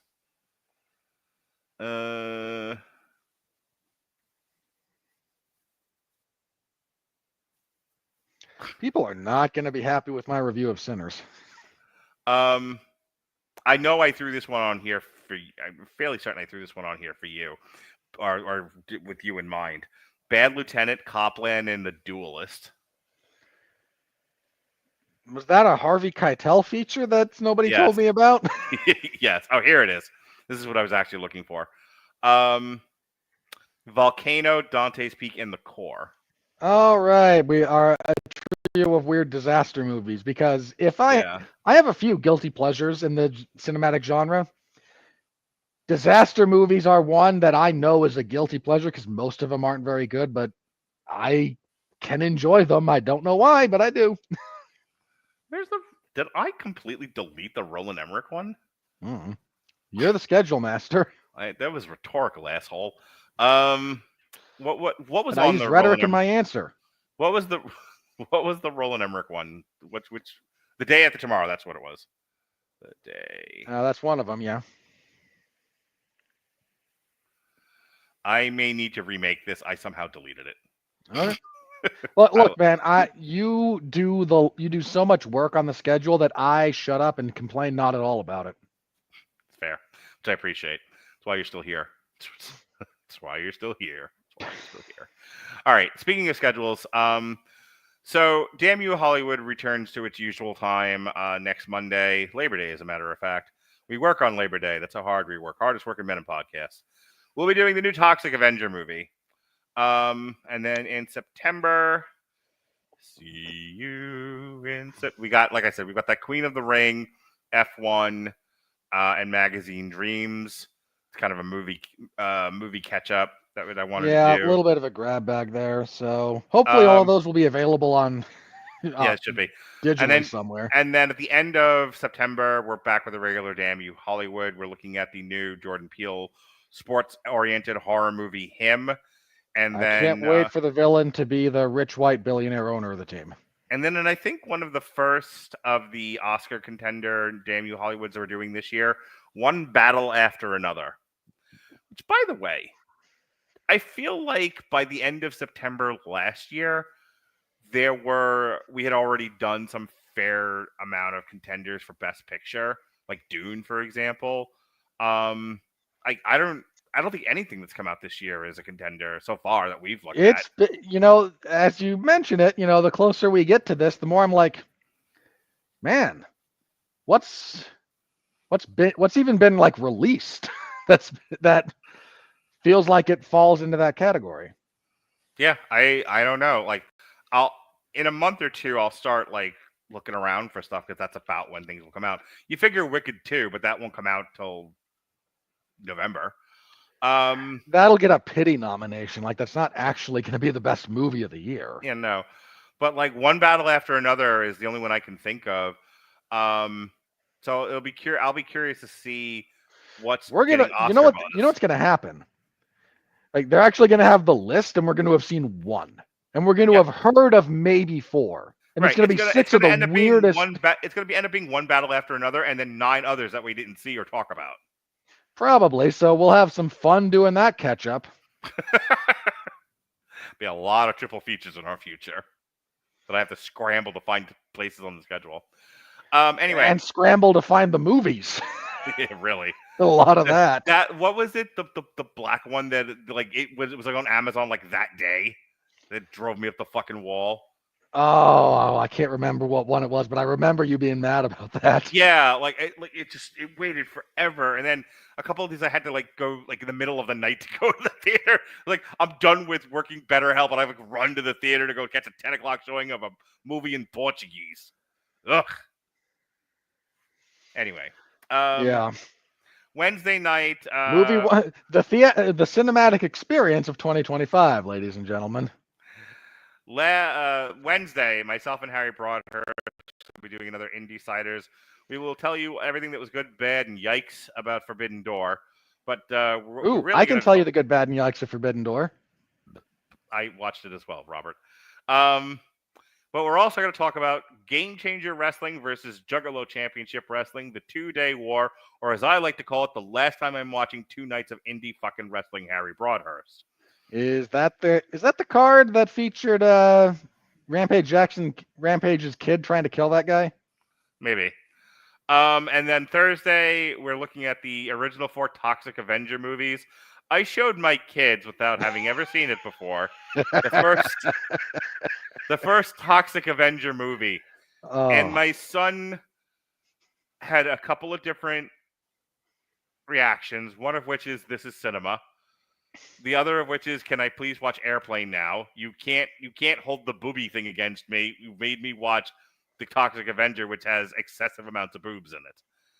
And then there's my daughter, who she either loved that or hated it. There is no in between. Well, that's the thing. It's like she hooted and hollered alongside her brother and I with the movie because there's just great stuff in this. The Toxic Avenger is fantastic for a B movie. However, at the end of the movie, in terms of I believe I turned to her and I said, Lily, try to watch these things with the eyes of the people who lived during the period the movie was made instead of your 20, 25, 14-year-old self. And she was like, Father, I am. I'm still uncomfortable with it. I don't want to see boobs, like, and sex in the movies. What's wrong with you? Like, I'm not saying they shouldn't put it in there. I understand why it's there. I don't have to look at it. And I'm like, just go watch K-pop Demon Hunters. That movie's been a giant hit, by the way. Yes, Netflix doing what Pixar can't. Next week, Jesse and I are. What another fun bit of trivia about that movie? What? It's the first movie to have 3 different songs on the Billboard Top 100, or Top 10 even, I think, since Saturday Night Fever. Oh, that's a fun bit of trivia. It Sunday, is. Jesse and I are reviewing Paris Has Fallen. Monday is the aforementioned new Toxic Avenger movie. Alexis is reviewing Twisted Metal Season 2. And then another director focus. This time it's Terry Gilliam. We're going to be reviewing Time Bandits, Fear and Loathing in Las Vegas, and The Adventures of Baron Munchausen. So, for the record, Terry Gilliam, very identifiable, not always good. All right, do your plug so we can get out of here. We are now. I said I didn't want to do any more 2.5-hour podcast, but here we are. So, we're not at 2.5 yet. So, I cover mixed martial arts and Your professional... plugs are like 30 minutes long. We're going to go over 2.5 hours. Well, if you stop interrupting me, we'll find out, won't we? I cover mixed martial arts and professional wrestling over at 411mania.com, WWE SmackDown on Fridays, UFC events on Saturdays, and occasionally other places. Last week, I covered SmackDown on Friday, stayed up an unhealthy amount of time to cover the UFC event because that was in Shanghai, China, started at 1 a.m. my time, so I did that because I'm a professional. Then Sunday, I covered AEW's X New Japan Pro Wrestling's Forbidden Door 2025. And summarily got yelled at by a contingent of the AEW fan base because I'm a critical critic. And how dare you not give this a 9.5, sir? This was the best thing AEW's done all year, don't you understand? And I had to go, even other sane AEW people don't think that. And several of them chimed in and went, yeah, no, this ain't close to the other pay-per-views they've had this year. The best match on that show is Nigel McGuinness and Zack Sabre Jr., just for the record. Do you agree? I liked MJF and Cowboy, but I don't disagree that it was one of the best. I'll be brief. My problems with MJF and Hangman are as follows. Way too long. If your big stipulation is Hangman can lose the belt on disqualification and then he then puts MJF through a table in front of the ref to no reaction from the ref, a DQ stipulation being important only matters if you actually enforce the rules. Just throwing it out there. Way too long. That match is 30 minutes. It's a 31-minute match. But MJF and Paige work well together in general, so not the worst thing ever. The worst thing on that card is Mercedes Moné, because of course it is. And the faces being stupid in the main event, but I'll talk with Mark about that later. So I covered that. This week, SmackDown on Friday, there's no UFC event on Saturday, so I don't know what I'll do with myself, but I'll do something. Sunday, I will be covering WWE's Clash in Paris. So tune in for that. That'll be fun. It's a card. It's definitely a card. You're a card. And yeah, you already mentioned it, but next Monday we've got another triple feature, right? No, Monday is Toxic Avenger. Right. Monday's the new Toxic Avenger movie. Okay. So tune in for that, where we talk about how much Peter Dinklage sucks. All right. Well, folks, thanks for joining this extended edition of Triple Feature, because everything with Robert and I is extended. It's true. Be well. Hey, be well, be safe, and behave.